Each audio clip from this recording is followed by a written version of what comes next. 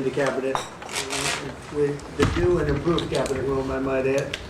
We took pictures down from the vaults. We have vaults downstairs with lots of pictures that haven't been exposed to the world for, in many cases, over 100 years. We brought them up, and we're using them as they should be used. But the cabinet room looks beautiful like it should now.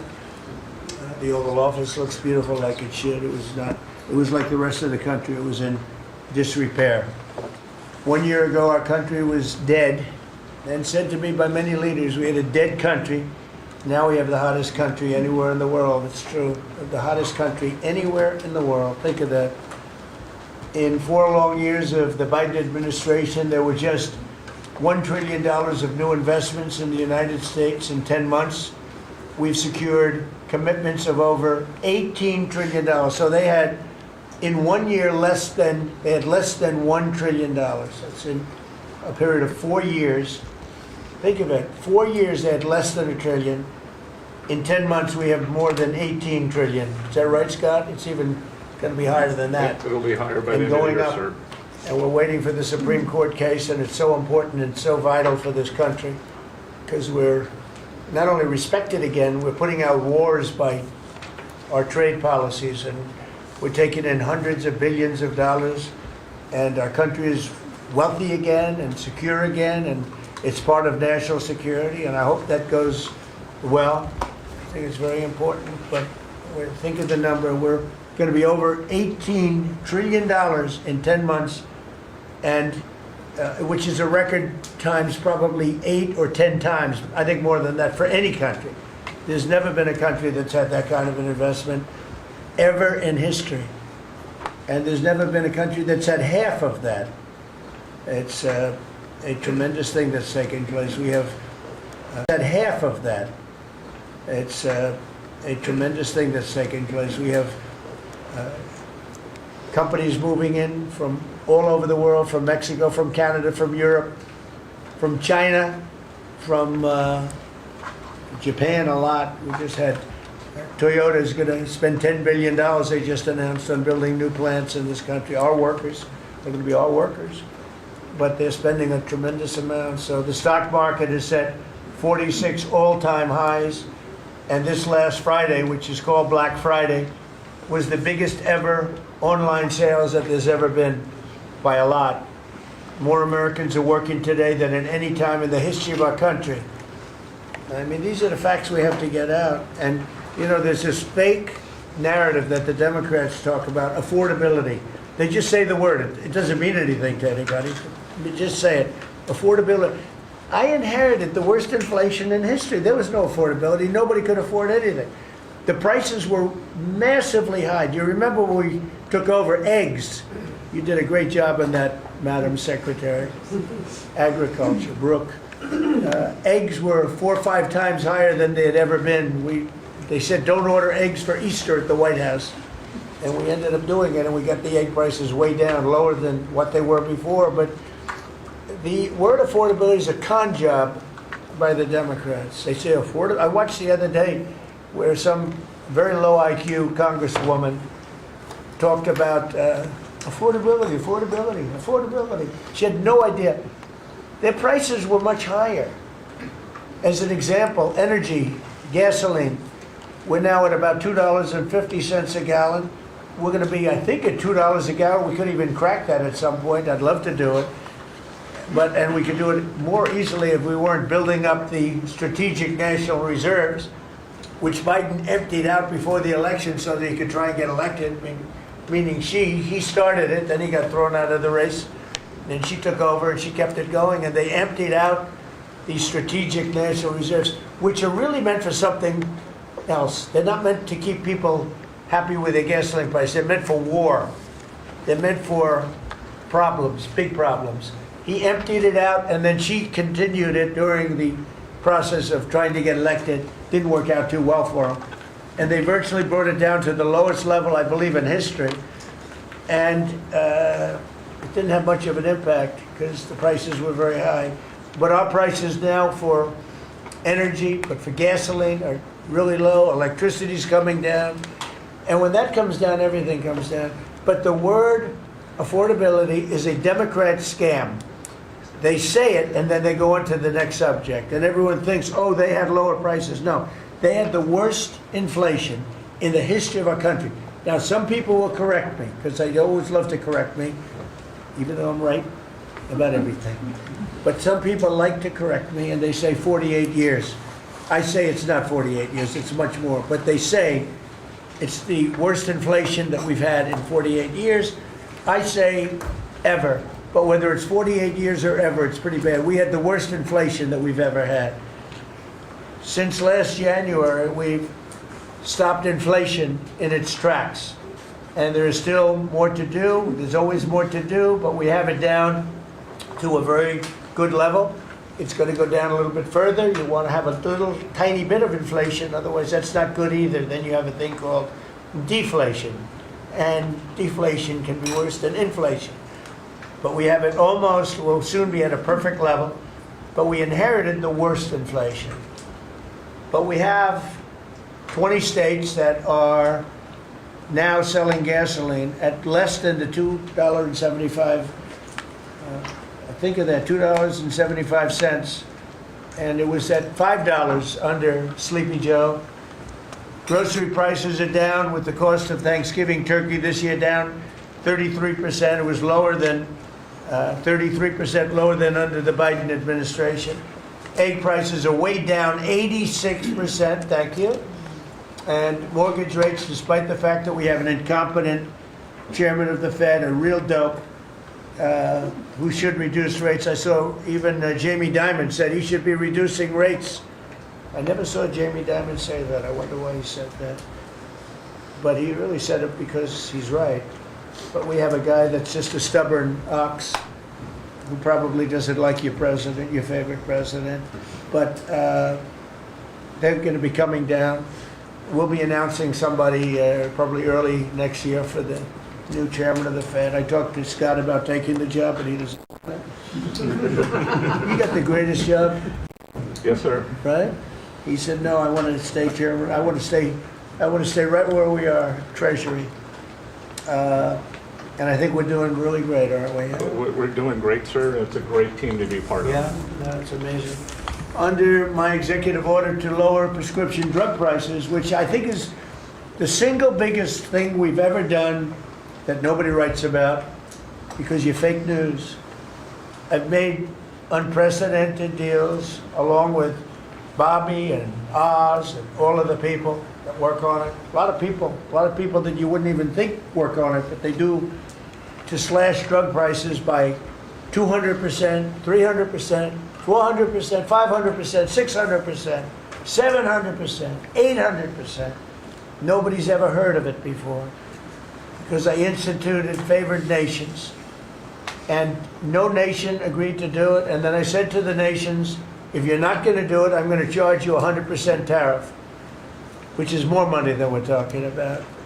And they said, sir, we'd love to do it. Please, we would be honored to do it.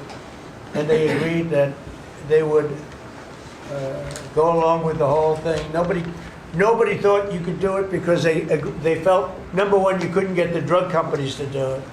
So we're paying, as an example, for the, let's call it the fat drug, F-A-T, for fat people. Anybody using it at the table? Don't ask. But the fat drug was $135. Think of that. For certain people, $1,300 for certain countries, $1,300 in New York. So in New York it was $1,300, and in London it was $135. And a friend of mine called me, he said, what is this? Why is it? He got used to paying $1,300. Well, now what we have it down to is, Bobby, what's the number? Like 150 or something? We have it down to a low number, don't we? Yeah, it's around 100, 125, 150. Think of that. So we got it down from $1,300 to $125 to $140, depending on various countries. In other words, we're paying the lowest price, tied for the lowest price in the world. It's, people said you could never do that because you couldn't get the countries to agree to it. I did. Every country agreed to it because I said, if you're not going to agree to it, that's okay, I'm going to charge you tariffs. And as soon as they said that, they said, we agree. And then we had to be a little tough with the drug companies, but they came along. The bigger problem was the countries. The countries just wouldn't go along with it, but they did, every country. So we have reduced drug prices by 500, 600, 700, 800, 900%, depending on the drug, depending on the company, depending on all of the different factors involved. Nobody's ever even thought of drug reductions like that, price reductions. And I told you the story that in my first term, I was so proud of myself because I reduced drugs. It was the first time in 28 years that drug prices were reduced. It was 1/4%, 1/4%. And I was so proud of myself. I said, it's the first time in 28 years that drug prices went down over the course of a year, over the course of a presidency. 1 year, 1/4%. I had a news conference. I was so proud. Now I got them down, not 1/4%. I got them down 400, 500, 600% and more. And the fake news won't write about it. And it's going to have a huge impact on healthcare because a big part of it's buying drugs, buying prescription drugs. It's going to have a huge positive impact because Obamacare is a disaster. I said it years ago and I say it now. And the money should be paid, taken away from the insurance company. Obamacare was made to make the insurance companies rich. Their stocks have gone up 1,000% in a short period of time because the money goes to the insurance company. I want the money to go to the people. Let all the money go to the people. And let the people go out and buy their own health care. And I see on television, people are advertising now, we will help you buy health care. We will go out and help you buy. That's becoming like an industry because of what I said. So something's going to happen. It's probably not going to be easy because the Democrats, frankly, they don't want to make a good deal for the people. They just want to make a bad deal for the country. They want to make a bad deal for the Republican Party. But the Republican Party is united, and I will say that what I would like to do is the money doesn't go, trillions of dollars get paid to drug companies, and you still have lousy health care. Obamacare is horrible health care. We want it to go to the people, and then let the people go out and buy their own health care, and they'll do great. They'll do great. So we're negotiating that now with the Democrats. Well, congressional Democrats want the largest tax hike in history. I proudly signed the largest tax cuts in American history with the Great Big Beautiful Bill. The Great Big Beautiful Bill, the biggest piece of legislation ever signed, and that includes the extension of the original Trump tax cuts, but it's the biggest tax cut ever signed, and it includes no tax on tips, no tax on overtime, and no tax on Social Security. Nobody's ever seen anything like it, so think of that. And in addition, you get, if you buy a car, this is great for our car industry because we have a lot of car plants. We're bringing back the automobile business. 60% of it was stolen because we had incompetent presidents or incompetent trade people. But 60% of it was stolen over the years, and now I think we're bringing it all back. I think we'll be bigger than we've ever been in the auto business. That's not even to mention AI, where we're leading China. You know, we're leading China by a lot. They're not going to catch us. We have to be smart, but if we're smart, they're not going to be able to catch us. They know that. They told me that. Next year is projected to be the largest tax refund season ever, and we're going to be giving back refunds out of the tariffs because we've taken in literally trillions of dollars, and we're going to be giving a nice dividend to the people, in addition to reducing debt. As you know, I inherited a lot of debt, but it's peanuts compared to the kind of numbers we're talking about. So we're going to be making a dividend to the people, and additionally, we're going to be able to reduce debt. And as time goes by over the next 2, 3, 4 years, those numbers are going to go up. And I believe that at some point in the not too distant future, you won't even have income tax to pay because the money we're taking in is so great, it's so enormous, that you're not going to have income tax to pay. Whether you get rid of it or just keep it around for fun or have it really low, much lower than it is now, but you won't be paying income tax. We've slashed $1 trillion in costly job-killing regulations, saving Americans an estimated $2,100 for a family of 4. The Biden administration was the exact opposite, but times 4. They went up $6,000, we went down $2,100. Think of that. To bring down energy, electricity, and utility prices, I ended the Green New scam. They call it the Green New scam, one of the greatest scams in the history of our country. They talked about global warming and all that crap, and what they've done to this country. What they've done by allowing 25 million people into our country, many of whom are criminals, many of whom 11,888 are murderers, and we have to get them out, and we're doing it. We're doing it. I think what the job that our law enforcement groups are doing, Christy, you and Tom and everybody, amazing. What you're doing is amazing. I terminated the insane electric vehicle mandate, and look, some people that make electric cars weren't happy with that. But we have to do that because you have to have a choice, whether it's a gasoline-powered car, and we have so much gasoline. You know, China doesn't have gasoline. We do. And whether it's a hybrid, which really are working really well, the combination of electric and gasoline-driven. But we, and everybody was supposed to, by 2030, everybody had to own an electric car under the Biden stupidity. And not everybody wants to do that. I like electric cars. I like all cars. They're all good. They all have reasons. But you want to be able to go and buy what you want.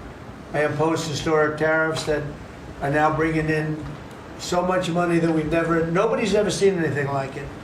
And countries that were ripping us off, including allies, but they were ripping us off for years.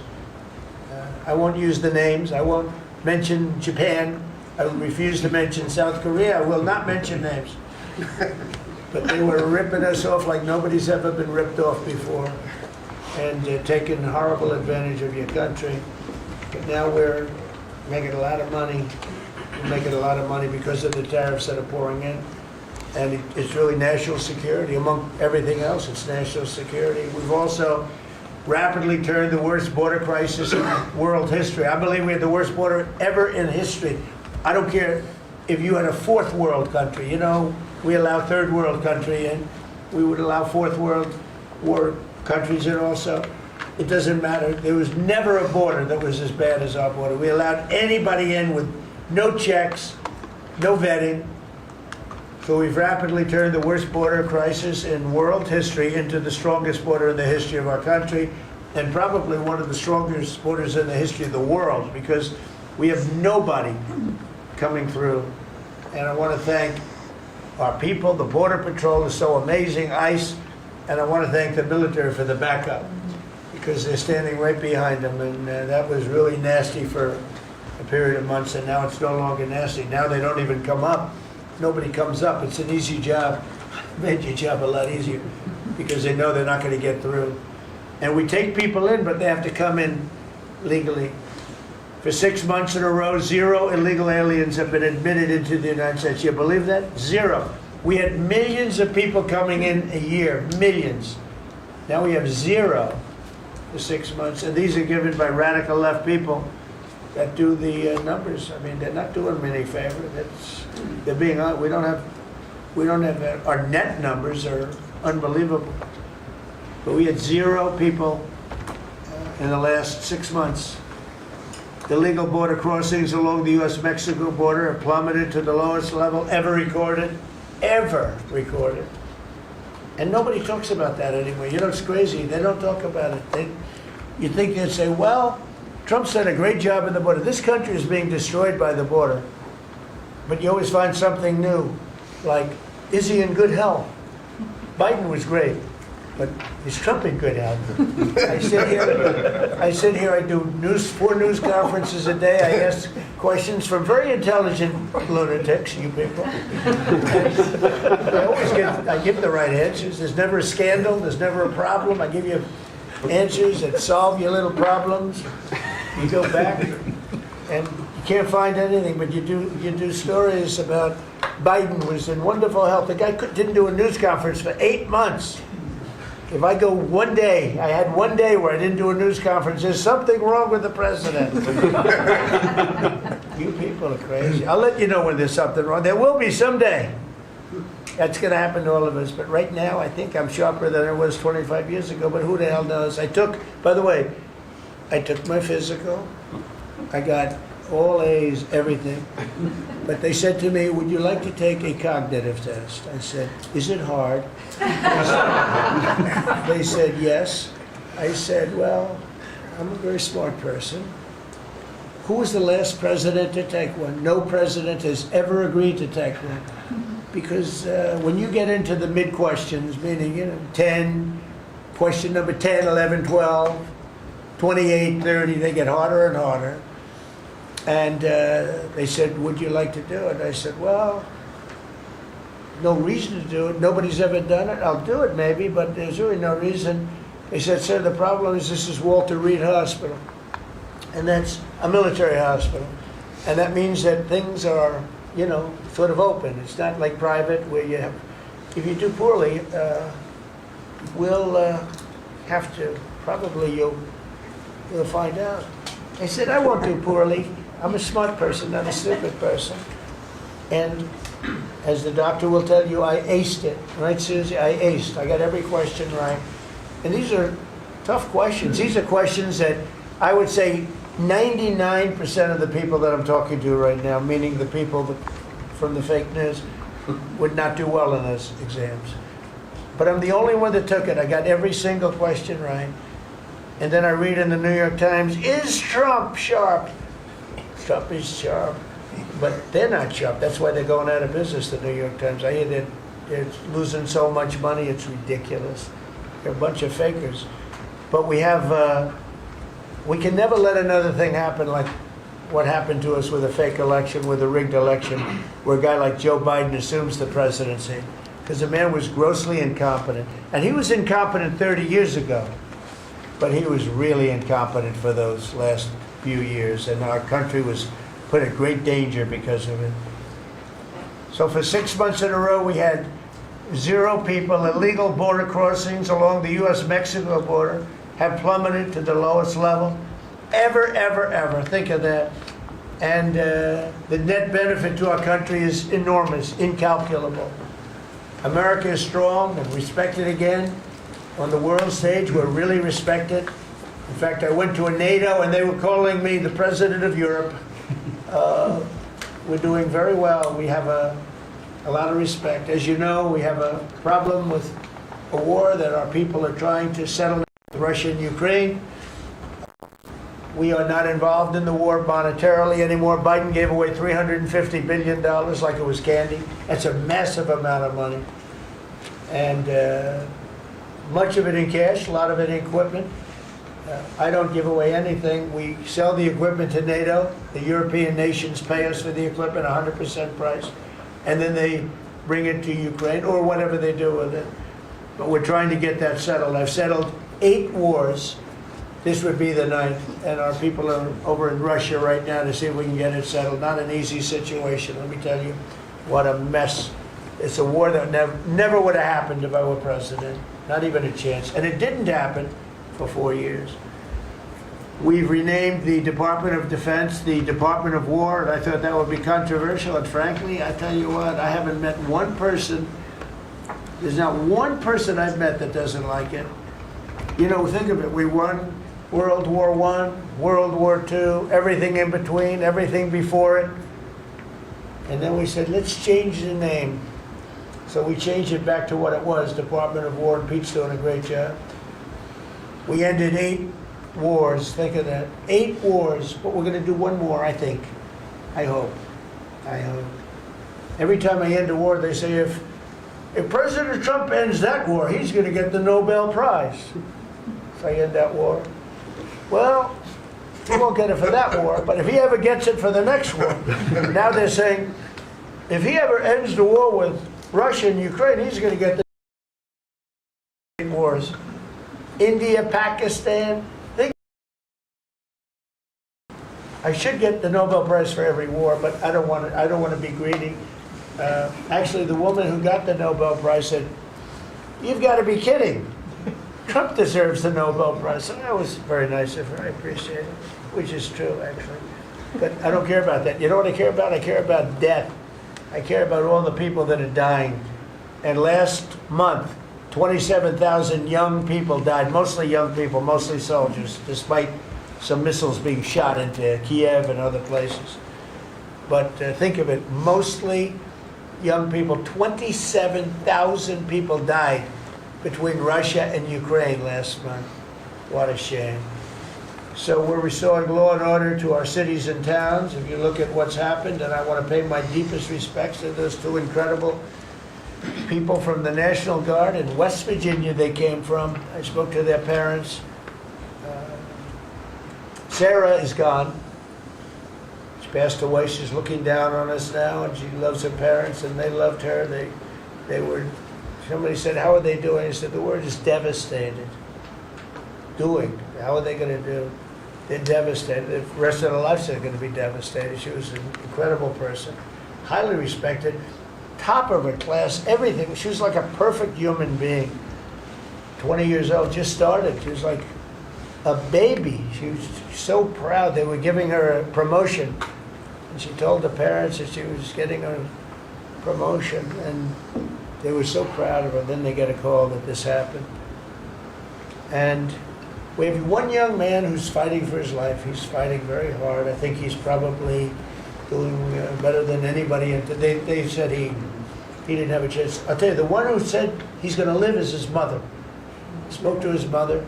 Sir, he's going to live. I spoke to her very soon after this horrible event took place with this scum that was able to come into our country. I spoke to his mother. Sir, he's going to be okay. I'm telling you. No doctor thought that. Nobody thought that. He was hitting bad places, and she was like so positive. It was incredible. And it's possibly right, Pam, right? Possibly right. Boy, it would be amazing. If he lives, it would be amazing. A miracle, actually. But we're very proud of those two people. We're very proud of the National Guard. We're very proud of our military and our police and our firemen and women. If you go back and take a look a year ago, year and a half ago, it will change, I think, on November 5th, the day of the election. But you go back before that, you couldn't get people to join the military, Pete, right? They didn't want anything to do with military. They wanted nothing to do with joining the police or the fire. They wanted nothing to do with anything. They had no spirit. The country it had no spirit, nothing. And now we just had the highest recruitment in history, and we're getting great people. We're getting great people. And I will say, despite what just happened, Washington, D.C. has become a really safe place. And I guess this lunatic probably was upset that the National Guard is so effective, because we were really, really effective, and we are.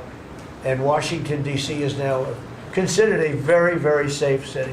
We had crime numbers a year ago that was so bad, embarrassment that the city, the capital of this country, could have numbers like that. And Washington now is, no murders, no this. It's been a miracle also what happened here. And now we're in Memphis, and we're going to New Orleans pretty soon. Over there, the governor called me. He'd like to have us go there. Governor Landry, great guy, great governor. He's asked for help in New Orleans, and we're going to go there in a couple of weeks. And we're doing a real job. Even Chicago's down a little bit because we have a minor force there. We could knock it down within 4 or 5 weeks. We could bring it down to almost nothing. But we have a governor that's grossly incompetent, and we have a mayor that's even more incompetent than the governor. He's a very low IQ person. And typically low IQ people don't make good mayors. So I want to thank all of our cabinet members. They're high IQ. Let me see one. Generally speaking, a couple of them a little concerned. No, but I want to thank, we have a great cabinet, an amazing cabinet, amazing people. All of them, sort of have become stars. We're getting credit for the good cabinet, actually. And I just want to wish everybody a great holiday.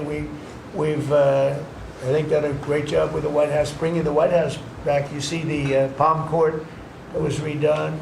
The Lincoln bedroom was redone. The Lincoln bathroom is now gorgeous like it should have been. It was terrible green tile that was never the way it was supposed to be. It was done in the 1940s, actually, but it was not proper.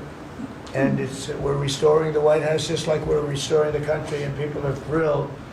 But the First Lady's done a beautiful job with the Christmas trees and all the decorations. I see the wreaths on the windows. I've never seen that before, on the windows of the White House.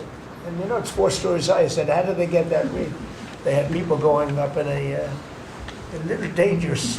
I wouldn't want to do it. But they put them up, and we have wonderful people working in the White House, and they're really proud to bring the building back. Because this building was a little bit like the country. It was mishandled, it was mistreated, and now it's being given love. And we're building one of the great, I think, maybe the greatest ballroom. We needed it for 150 years. They've been asking. You see the trucks and cranes and excavators in the background, and you hear them, and every time I hear them, I love the sound. To me, I love the sound. I wouldn't say my wife is thrilled. She hears pile drivers in the background all day, all night. They go till 12 o'clock in the evening, day, night, pile drivers. Darling, could you turn off the pile drivers? Sorry, darling, that's progress. But no, we're doing great. It's going to be I think it's going to be the finest ballroom ever built, and we're going to have it here. They've wanted it for 150 years. Think of that. So I will just end by saying I want to thank the cabinet. It's been a great cabinet. Let's think of it. Time flies, but this is our last of the year, as I said, and I just think you've done a fantastic job. And we're going to go around the room. We'll go quickly, but we're going to go around the room, and we'll start with Pete, and you'll tell us about some of the achievements. And some of you have achievements that are so big, I don't want you to go through the whole thing because we're not done. But we'll start with Pete, and then if you want, we'll take some questions at the end. Please, Pete. Well, thank you, Mr. President. As you said, it has been a historic year at the Department of War. Recruiting and retention over this year are at the most historic levels our country has ever seen. When I had a chance to be on a aircraft carrier destroyer over Thanksgiving, the spirit in our ranks since the election under President Trump is unprecedented. I've never seen anything like it as a soldier myself in uniform, and I know a lot of you feel the same way. We've ripped out the DEI.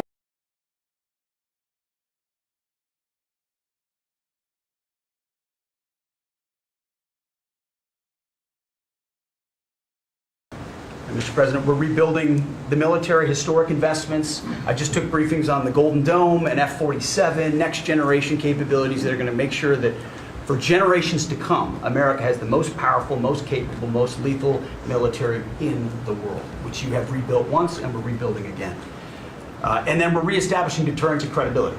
If you look at what happened, we deal with every day the outcome of what happened in Afghanistan, the debacle under Joe Biden. We just dealt with it in the streets of Washington, D.C. with those 2 National Guardsmen. And then what happened on October 7th with Hamas, what happened in Ukraine, a war that never would have started under President Trump, we're having to rebuild that. So whether it's freedom of navigation and taking the fight to the Houthis, whether it's Midnight Hammer, those beautiful B-2s going 37 hours back and forth, undetected, delivering with precision, and Iran not getting nuclear capabilities, Europe and NATO stepping up to 5%, locking down our southwest border. It's been an honor to work with Christy and Tom and everyone else down there to lock it to 0, operational control of our border. And then it's getting after and going after narco-terrorists and designated terrorist organizations in our own hemisphere. As I've said, and I'll say again, we've only just begun striking narco boats and putting narco-terrorists at the bottom of the ocean because they've been poisoning the American people. And Joe Biden tried to approach it with kid gloves and allowed them to come across the border. Cartels take over community, 20 million people, hundreds of thousands of Americans poisoned. And President Trump said, no, we're taking the gloves off. We're taking the fight to these designated terror organizations. And that's exactly what we're doing. So we're stopping the drugs, we're striking the boats, we're defeating narco-terrorists, and we're standing... And you may say one thing, that drugs coming in through the sea by sea are down 91%. And I don't know who the 9% is. I'm not sure either, sir, because but down 91% by sea. we've had a bit of a pause because it's hard to find boats to strike right now, which is the entire point right? Deterrence has to matter, not arrest and hand over and then do it again, the rinse and repeat approach of previous administrations. This is meant to get after that approach. And I will just end by saying, as President Trump always has our back, we always have the back of our commanders who are making decisions in difficult situations, and we do in this case and all these strikes. They're making judgment calls and ensuring that they defend the American people. They've done the right things. We'll keep doing that, and we have their backs, Mr. President. Good job. Thank you very much. Howard? So we set out to stop the ripoff of the United States of America. This is about global change of trade. We've been ripped off since 1945 when we set this policy. So we set out, and together with my partners, Jameson Greer and Scott Bessent, we set out to change that. So we started, the first one was the UK deal, right? We asymmetric, they pay us 10% and we get charged nothing. That allows us to export, and that began the process. Then we did the biggest, European Union, 450 million people, $20 trillion economy. They completely opened their borders to us, and we charge them 15%. That makes America $100 billion a year and turns it back to where our economy is the best. And so it proved that President Trump's trade agenda was the right trade agenda. Then we go to Japan and Korea. They offer us $750 billion in cash to build in America at the president's direction. And we're going to start, as an example, nuclear, right? We need to have a nuclear arsenal in America of power, the generation of power. So we're going to build hundreds of billions of dollars, financed by the Japanese and the Koreans, meaning they give us the money, we build it here, and we split the cash flow 50-50. We're going to build ships, $150 billion worth of ships in America. That changes the way things work, right? After those trade deals, then you go to how are we going to reshore, right? Let's start talking about the auto industry, right? We've been competed against by Koreans, the Japanese, the Europeans. We're kicking our tail. President Trump changed it. 25% tariffs, bring it all home. This year, General Motors stock up 40%, Ford up 34%, and on the same day that we announced we had set all the tariffs, Sean Fain, the head of the United Auto Workers, called and said, I can't believe I'm calling a Republican Secretary of Commerce to tell the president that this is the greatest administration for auto workers in America. Stocks up and the auto workers up. That proves that President Trump understands how to take care of the whole ecosystem, both the companies and, more importantly, the people who work there. Semiconductors, right? We didn't build any. The Biden CHIPS Act was a $60 billion giveaway, right? We've now turned that. $300 billion is committed to America. That's going to go up to $750 billion in the next 60 days, right? And then you go to pharmaceuticals, right? $250 billion being invested in America, and then working together with Bobby Kennedy, right? Pounding away on that MFN, working together as a joint team. They're coming to over $250 billion and cutting prices in half. We did the golden share of U.S. Steel to make sure the Mon Valley is protected. Intel gave us 10% of the company, make tens of billions of dollars, right? And the last thing I will say is a year ago today, I was working on transition with President Trump, right? To build the greatest cabinet ever for the greatest president ever. And I, as I sit here today, I can't be more proud of how you did it, sir. You've created the greatest cabinet. It is a joy to be at this table. You know, one thing we will mention, so they came to see me from Intel, and they had a problem. I said, look, we'll fix your problem, but I think the United States is entitled to 10% of your company. And the chairman looked at me and he goes, you have a deal. Tell him, how much money have we made since I made that deal? It's only $40 billion. 40 billion. We made $40 billion. That was, what, 3 months ago? Does anybody write about it? Nobody writes about it. That's okay. Mr. Secretary, how we doing with transportation? Well, Mr. President, so just quickly on aviation, many of you have heard that we have an infrastructure made of copper. We have to transition to fiber. The last administration said it was going to take more than 10 years to complete the transition from copper to fiber. They had no plan to actually do it. We have already completed a third of this transition from copper to fiber. Now it's going to take longer for us to go from analog to digital.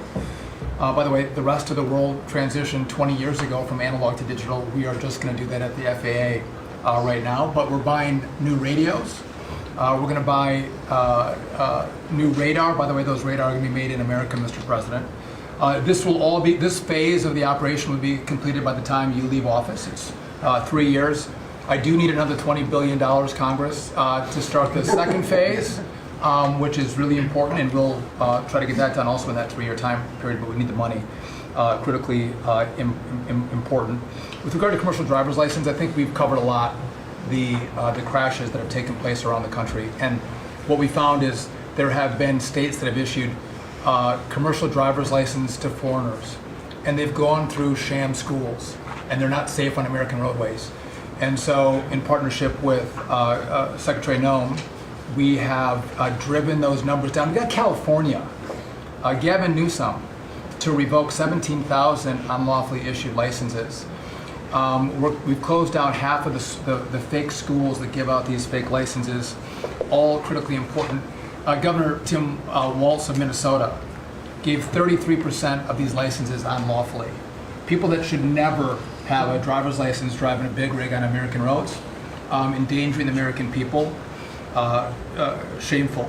We've cleaned up Union Station here in DC per your directive. We're going to rebuild Penn Station in New York. We're going to break ground at the end of 2027, get that project operational. And, Mr. President, a lot of us, I fly commercially, I fly back by the bathrooms. I don't know why that happens. They put me in the back. We've asked Americans to bring their better selves, to bring civility back to travel, to say, listen, let's say please and thank you. And if you have someone's pregnant on your flight and you're as strong as Pete is, well, pick up the bag and help her put it in the overhead bin. Let's be nice to each other, is what we've asked. Maybe not wear pajamas or slippers on the airplane.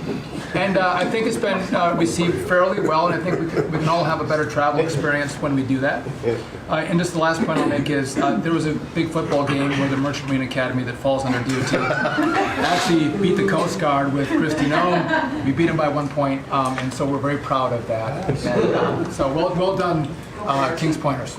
So a little bit in a nutshell, we're rebuilding the air traffic control under boot edge. There's supposed to be boot edge. It's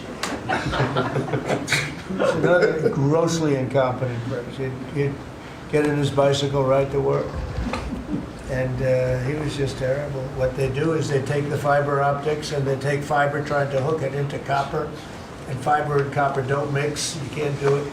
But people knew that for the last 30 years since they started doing the fiber. And they spent billions of dollars, and it didn't work. And you saw that by the helicopter crash. You saw that by Into the Plane.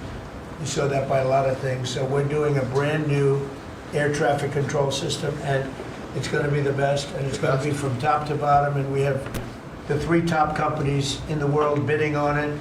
And it's going to be one bid, and we're going to have one company responsible, and it'll be the best system. And it's going to be, look, our skies are safe, otherwise we wouldn't let people fly, but we're going to have the safest skies. We're going to have the best system anywhere in the world. We're also going to rebuild Dulles Airport because it's not a good airport. It should be a great airport, and it's not a good airport at all. It's a terrible airport. It was incorrectly designed with a good building. Actually, it's got a beautiful terminal.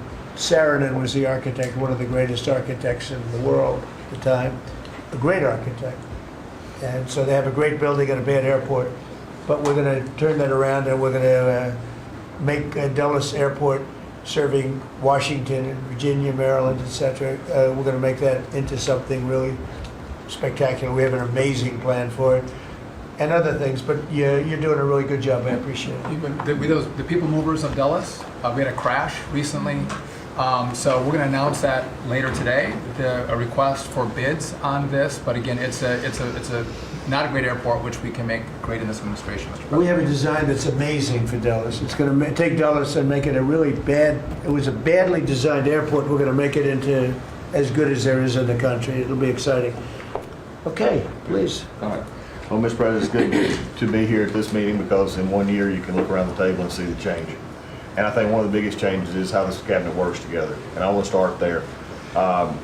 There's often been said, I found out some things this year that I didn't know, that the Department of what was Defense, now Department of War, and the Veterans Department had never really communicated. Now, we're fraternal twins, in a way. Pete and I are. He lifts better, I'm better looking. But in looking at this, I mean, he brings them in. He keeps them for a number of years, up to 20 or longer, and then they come into what the country is committed to our veterans. And if you don't have both ends working correctly, then recruitment lags, morale lags, and we've been able to work and fix a great deal of that. I didn't need to change our name, but I did do one thing. I put the veteran back first at the VA. And we did that in 1 year. How did we do that?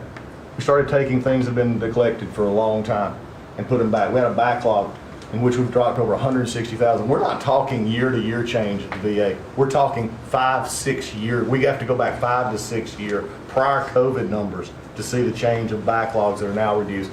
We do it in 6 months instead of the long time it took. In fact, it grew under the Biden administration. It shrank over 160,000 under us. Champ VA, which is a program we have, has basically been back to day. It was at a terrible state, which delays and claims and everything's going on. We've got that back. We're doing things like taking a new look. I have one question that I ask when I go to my hospitals, which, by the way, over 170 hospitals, 1,200 clinics, and I ask the people one thing, Mr. President. I said, what are you doing right now that if you were just honest and I wasn't standing here, you say, this is stupid? It's been amazing what we've gotten, and the feedback that we've had. We've been able to change how we do credentialing, how we do privileging, how we do hiring. We're all working through that, and it has all made a difference for our veterans as we go forward. CMP exams for veterans out there listening. If this is the one where disability claims, where they say, well, let me send you to a doctor to make sure. Most of the time we have that already in the record. We're working now to where those could actually be changed, where we just look at the record and not have to send them to a doctor. That's almost a $3 billion savings that we can let, and also not taking what the veterans get. We're also getting ready to announce here pretty soon a reorganization that's going to bring our hospital system organizationally in line with the 21st century. We are the largest healthcare organization. It's about time we acted like it, Mr. President. You gave that leadership, and we're going to do it. And also one thing, community care contracts getting ready to go out. It's one of the largest contracts in the federal government, but it does exactly what you and I have talked about before, making sure that our veterans can get care in the system or in the community, wherever they want it. We're getting ready for that. Now I have one thing for all the press who really enjoyed the first of the year, saying, oh, you know, they're going to cut all these jobs, 80,000 this, 80,000 that, the VA. Mr. President, every success that I just gave you came after the fact, or pretty much after the fact, that we had 30,000 take early retirement. Early retirement, no risk, although you reported it as loss and risk, you can't help yourself. 30,000 took a retirement. Every bit of the success that I just told you about came with a reduced workforce. There was a motivated workforce that said, how can we take care of veterans? That's what this cabinet does. That's what we're doing for you, Mr. President. And you've got the highest approval rating we've ever had at the VA, so that tells you something. You're doing a great job. Thank you very much. Jameson, please. There's been some activity on trade this year. You know, for about 75 years, we had a system, global trading system, that was premised on the United States having totally open borders, right? Not just on immigration, but on goods and services, and everyone else generally kept higher tariffs, higher non-tariff barriers, etc. Obviously, the outcome was we had a huge trade deficit. You took it head on. You gave all of us who work on the file a lot of leverage. So we spent the past 10 months or whatever we've been doing now just going around the world and flipping the script. So now we're in a situation where we've protected our industries, we have the tariffs, and the other countries have decided to take their tariffs down and non-tariff barriers. And we've done it in a very constructive way. We've achieved agreements on reciprocal trade, which are a new kind of trade agreement that's really focused on making sure we have balanced trade, we have reciprocal trade, that we're treating each other fairly. And it's been embraced by the international community. And it's going to be exciting to see what it's like 5 years, 10 years from now, because you've changed it. And that's how it's going to be now. And I think you should be commended for it, and we look forward to seeing what comes in the next few years. Thank you very much. You're doing great. He's doing a great job. Thank you very much. Please. Thank you, Mr. President. Last time I was here, I said that the amount of dereg that we had for regulatory was 30 to 1. Since then, it's up to 48 to 1. Your goal had been 10 to 1, which was in excess of 6 to 1 in the first term. It's actually much higher than that, but I made my team redo the threshold a little bit because it sounded so unbelievable. But the amount of work that's being done with this entire team is astronomical. And another detail in that is that when we propose a rule, some of the biggest ones that you care the most about don't go into that count until they are finalized. So next year we should be even more eye-popping.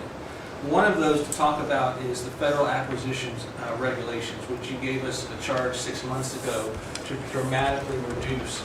In 6 months, we've lowered it by 25%. 500 pages, 2,700 mandates, which is a third of the mandates. That's going to lead to savings, competition, and speed. So probably $40 billion for the agencies and savings over the course of 10 years. When we get up and running, it'll be north of between 200 and 400 billion dollars. Competition, about 45% of government bids only have one bidder. So you got no competition in that situation. That will now change, and then we're just getting faster. Months, and hopefully we turn it into years, which means you all around this table can buy things that you need quickly, and that you have better vendors to come, many of them small businesses who want to participate in the federal procurement process. So making all sorts of improvements on that front is very exciting. Thank you, Mr. President. It's great. And great on the regulations. We're cutting them at levels never seen before. And I have the record from the first 4 years, but we're blowing that record away, so it's been really great. Good. Scott? Yes, sir, Mr. President. Great to be with everyone. And, you know, when you were giving your report, which was fantastic, and I listened to the report of all my colleagues here and those that will come, it reminds me when I played in the NFL, we had this thing called game film. You know all about film. And we had a saying that said, the film don't lie. The film tells a real story. And I hope that the American people, when they watch the film that's going on now in this time in our history, that they will see that America is greater today than it ever has been. And so I thank you for that. And thank you for giving us good stories that we can tell for the American people. Scott, we're saving our country. Yes, sir. Okay? And I don't want to be braggadocious. We're saving our country. Our country was going down and would never have been able to come back. We're saving all of us, but we're saving our country. All right, go ahead. Yes, sir. So at Housing and Urban Development, in keeping with your executive order, sir, in making America's streets safe and beautiful, again, we've been very intentional about making public housing in our country safe. And I want people to know, our colleagues know this, but people in America know that we actually care about people that live in public housing around our country. A lot of public housing is wrought with crime, sex trafficking, drug trafficking, illicit drugs, illegal aliens living in public housing, but we put them on notice to let you know that it's not lost on us. We care about the people, we're paying attention to it, and we're going to root out crime in public housing. We've been very focused on working with the Memphis Safe Task Force, the DC Safe and Beautiful Task Force, working with Pam and Chrissy and others, and law enforcement. Our law enforcement is tremendous. Every single night they go out and they go to public housing to make sure that our people are safe, mothers and children are safe. And so at HUD, you know, it's a different day. We're running new plays. The film was real bad when I came in, I'm going to be honest. But we are giving the people that live in public housing the assurance that they will be safe. We also announced a new crime hotline, sir, that people that live in public housing, if they see criminal activity, if they see illegals living there, if they see drug trafficking, if you see it, if you hear it, report it. Don't be afraid. And so working with our Office of Inspector General, we've set up this crime hotline, and also working with Chrissy and Department of Homeland Security, making sure that everyone that lives beside the public housing is accounted for and that they are American people. And so I say that and I emphasize that to know that we prioritize American people and American people only. Lastly, sir, in Atlantic City, we took over the Atlantic City public housing because the living conditions were deplorable. And they have people that have been living there for 3 generations and they were being treated very bad. And so I took it so that we can now give people a safe place to stay. And working with the First Lady in the Foster Youth Initiative has been a great joy. for me and our team. So thank you for doing that executive order to make sure that our foster youth have a safe landing pad and have financial literacy as they age out of the foster youth system. And so you talked about affordability. HUD has supported over 1 million Americans in home ownership and affordability, and over 560,000 are first-time home buyers. So I hope that the press will write about that good news, that 1 million people are able to own a home and to refinance their homes. And so we are moving our building from DC to Alexandria, Virginia. So thank you for your support. We're going to save the American people about $500 million. So that's my report. Good job. Thank you, Scott, very much. Brooke? Well, coming off of Thanksgiving, moving towards Christmas, I think it's the season of Thanksgiving, and 2 words for me are gratitude and joy. Gratitude to you for, as Howard said, bringing this team together. I say it a lot, but I'll say it again, that this is like family at this point, and I don't know that there's ever been an organization like this, at least a government like this in the history of our country. These jobs are hard, but the joy every day in getting to fight for America and save the country is the privilege of all of our lifetimes, I believe. So thank you for that. At U.S. Department of Agriculture, the People's Department, Abraham Lincoln launched this department in 1862. But under your leadership, we have finally, again, put farmers and ranchers and rural America first. In the last year, it's no longer DEI, climate change, sending out money based on the color of a farmer's skin. It's now about literally putting farmers back at the center of it. And under the last administration, we talked a lot about affordability. We'll continue to talk about that. But under the Biden administration and the destruction of our economy and the cost of inflation, interest rates for farmers and ranchers went up 73%. Labor went up 47%. Fertilizer went up 36%. Fuel went up 28%. So when you think about the extreme economic strain that a lot of our farmers are under in our farm economy, these are massive, massive numbers that will take some time to get out from under. But we've already seen the beginnings of the movement toward more affordable food, housing, fuel, etc., and that will only continue to trend as we work to solve those issues. My partners in trade, of course, they do the work, but I'm constantly talking to them about selling more soybeans, selling more corn, getting more of our products out. But when we really think about how to solve for this idea that for so long our farmers, many of them have been farming for government checks instead of moving their product around the world, these trade deals change that forever. And it isn't one trade deal or 2 trade deals, it's dozens of trade deals. And so talking about rural prosperity and bringing the golden age back to rural America, which has been lost for too long. We're going to focus on that next year, hopefully with our Vice President, many of our cabinet members. But the opportunity to do that under these new trade deals is unprecedented. And so just putting farmers first, our ranchers first, Mr. President, is such a huge priority and an accomplishment of the last year. The second quick thing is lawfare, and I know you know this better than anyone in the country.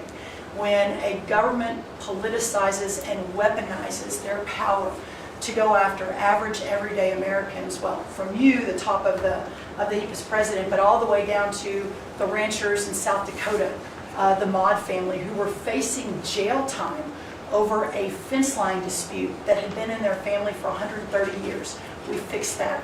A family, the Henry family in New Jersey, who were facing their farm being taken away for eminent domain to give to affordable housing, we fixed that. So being able to completely change the trajectory of private property rights, but especially as it has to do with our farmers and ranchers in our rural communities, changes everything for our country. And then the third thing, we have so much great things to talk about at USDA, but the third thing, which became very much a part of the national conversation during the Democrat shutdown, was SNAP reform, food stamp reform.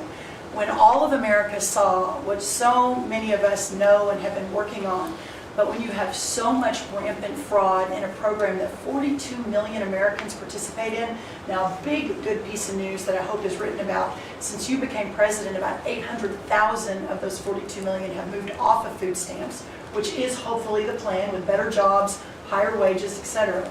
But still, when we found 186,000 dead people's social security numbers being used, 500,000 people receiving benefits more than twice. We had a couple of people receiving benefits in 6 states.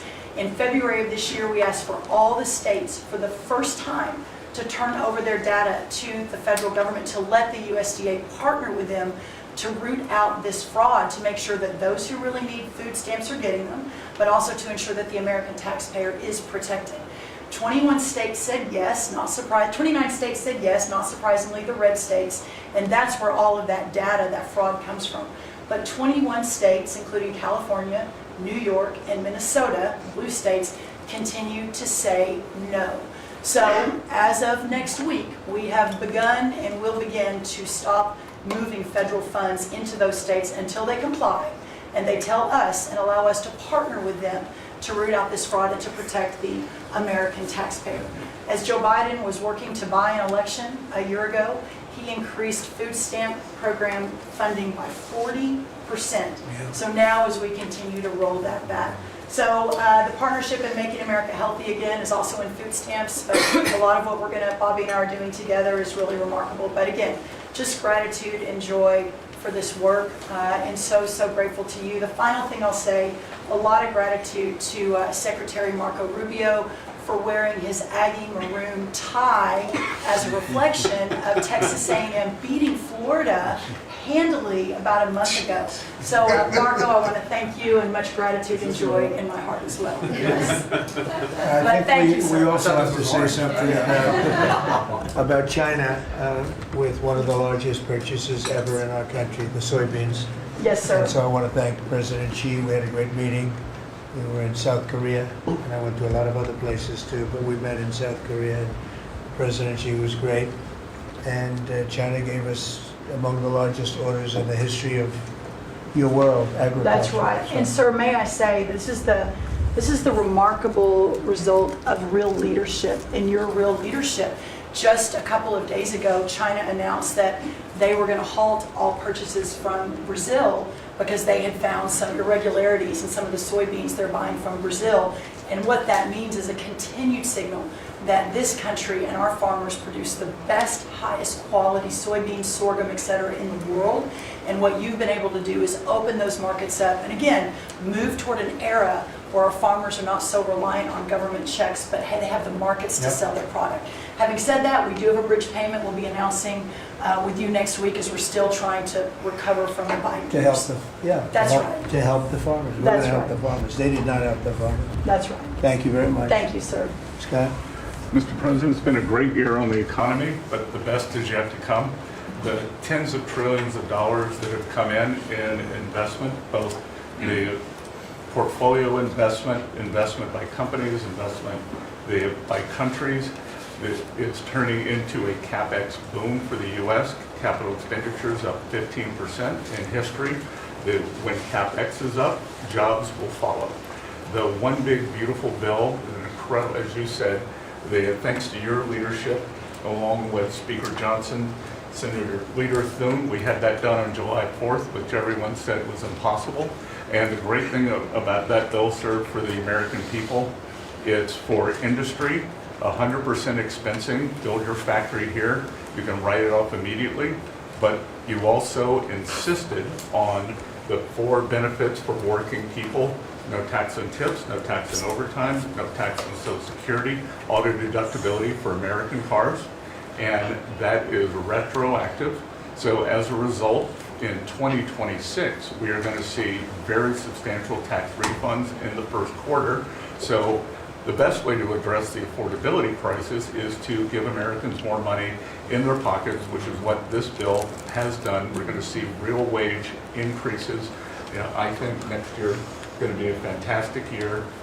Taxes, deregulation, energy certainty. That's why everyone with your leadership is coming to America. Bond market had its best year since 2020. Everyone said couldn't be done. So we're going to have growth. We've had 2 4% quarters before the Schumer shutdown. We're going to go back to that. So not only are we going to have great growth, but it's going to be low inflationary growth. And stock market obviously is following, but next year is going to be the year for Main Street as all this kicks in. And you came in, immigration, I called it the 3 I's, immigration, interest rates, and inflation, that were killing the American people. Close the border, the promise kept. Interest rates are down, and 10-year bond, again, best year since 2020. And inflation, led by energy prices, is going to roll next year. I think it's going to be a fantastic year. That we can look back, be very proud of this year, but I think 2026 is going to be great for the American people. Thanks, Steve. It's going to be great. Thank you very much. Mr. Vice President. Thank you, Mr. President. It's an honor to serve with this great team that you've assembled. And I just want to pick up on something you said, Mr. President, because you hit the nail on the head.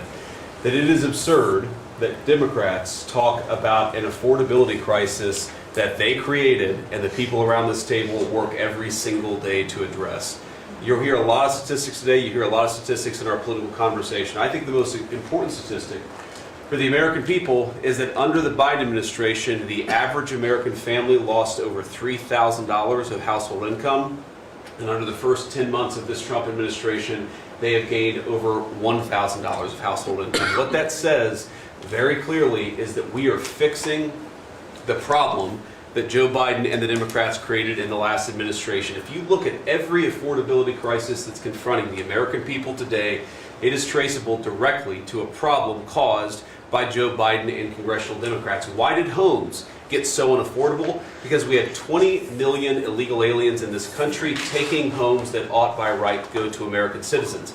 Why did tax bills get so unaffordable? Because Democrats were raising taxes while congressional Republicans under the president's leadership were now cutting taxes. Why did food get so expensive? Because we printed trillions of dollars and threw it into green scams that made our agricultural economy suffer while Americans were paying higher prices for food.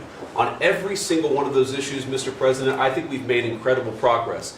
But it would be preposterous to fix every problem caused over the last 4 years in just 10 months. I think we've done incredibly good. But what I see over the next year, and you heard Brooke talk about joy and gratitude. What I really think this season represents for me, and I think for the entire administration, is that we have now done incredible work to fix what Joe Biden broke. And I think that next year in American growth and American prosperity could be the best year that we've had in the United States of America. It's going to happen because we're all working hard. It's going to happen because we have the greatest country in the world. But I think for congressional Democrats in particular, if they want to talk about affordability, they ought to look in the mirror. We are fixing what they're broken. We're proud to do it. It's the job that we were elected to do. But I think 2026 is going to be the year where this economy really takes off. Thank you very much. Thank you, sir. Great. Yeah. President Trump, thank you for talking about Sarah. Heartbreaks for her family. And Andy is doing well. His parents, Melody and Jason, wanted me to tell you, and I was with them yesterday in the hospital. He's a miracle. I was there when the surgeons came in, and they wanted you to know this. He's a miracle, and if everyone in this country can continue to pray for that family. He's got a long road ahead of them, but he is a miracle. And of course, our DC initiative is led by our amazing, and the monster will be held accountable who did this. Our marshals, of course, are leading the DC Safe effort. We have made over 7,000 arrests at your direction. DC is safe again. Working with everyone around this table, Pete and everyone. Scott and I were in Memphis together last week. And everyone, and Bobby, your HHS, doctors and medics are on the ground to help people in Memphis and DC. In Memphis, we've made over 3,500 arrests so far. And Homeland Security, Christy, you've been instrumental in this. But it's everyone working together as a team. We even have Treasury agents out there. It's unbelievable, on the ground in DC and Memphis. Of course, law enforcement first, FBI, Kash Patel has led the FBI. We have a 100% increase in the arrest of violent criminals, thanks to your leadership. DEA, led by Terry Cole, over 45 million fentanyl pills, 4,200 kilos fentanyl powder. That is the equivalent of 347 million potential lethal doses. That's unbelievable that you've taken off the streets of our country. And the weight of all the drugs combined taken off by DEA is the weight of 17 full semi-trucks of the drugs just since you've been in office. The drugs that had flowed into this country under the previous administration. ATF, led by Rob Sakata, has seized more than 31,000 illegal guns. 31,000. Unbelievable at your leadership. 19,000 of those were from trafficking cases. We've been sued on the legal front now. We have been sued 575 times. 575 times. More than every administration going back to Reagan combined. Most recently, yesterday, I was sued by an immigration judge who we fired. One of the reasons, she said she was a woman. Last I checked, I was a woman as well. 24 Supreme Court wins, President Trump, 92% success rate. We told you it would take a while to get to the Supreme Court. We're doing it at record speed, led by John Sauer, of course, Sarah and Hosh, all working together. Immigration, we're winning. Nationwide injunctions, ending DEI funding, working to secure that our federal workforce is aligned with your America First agenda. Representing pretty much everyone in this room. We met with your general counsel yesterday, Doug, working with everyone. It's nonstop. ICE, of course, we're winning there with Christie. We're Brooks, SNAP benefits, won there. Marco, USAID. Pete, National Guard, of course, going nonstop. Our U.S. attorneys are fighting violent crime, working around the clock to make America safe again, which was your directive. Our Civil Rights Division, suing Gavin Newsom 3 times now, Prop 50, keeping boys out of girls' sports, and in-state tuition for illegal aliens. We've sued over election integrity. We are litigating major universities with Linda. Thank you, our Civil Rights Division, for everything that you've done to end DEI in our schools. Our Civil Division fighting sanctuary cities every single day. And of course, our Antitrust Division with Google, major settlement. Our attorneys are working on terrorism, TDA, MS-13, Antifa, President Trump. We've charged more than 500 defendants with assault on federal officers thanks to your directive. And also, we have dropped countless cases against Americans that were prosecuted under the Biden administration, including J6, COVID, FACE Act, and more. And as everyone knows, we cannot talk about pending grand jury investigations, but no one is above the law, and that includes what happened in Arctic frost. I hope everyone has a very Merry Christmas, Happy Hanukkah, and Happy Holidays. Thank you for fighting for our country. Thank you. Thank you very much. Please, Laura. Well, thank you, Mr. President. Thank you for allowing me to be at this table. When I came on board, I knew really none of you in this last year, and it's been a year, Mr. President, since I've had the pleasure to serve this country on the workforce. Everybody said the Department of Labor would be quiet, fly under the radar. You won't have to do too much. Absolutely not, because you made the American people realize the American dream is real for the American workforce. And it's been under your leadership, Mr. President, that over 2 million jobs that has been created since you started have been native-born workers. And that is the difference between this presidency, this administration, as opposed to the Biden administration, where mostly foreign-born or federal government jobs. And I think through the private sector, over 2 million jobs of native-born. And so the Labor Department has wasted no time in putting that into action with our Make America Skilled Again, either grant dollars, but the intentionality of the apprenticeship program, 1 million active apprentices across this country.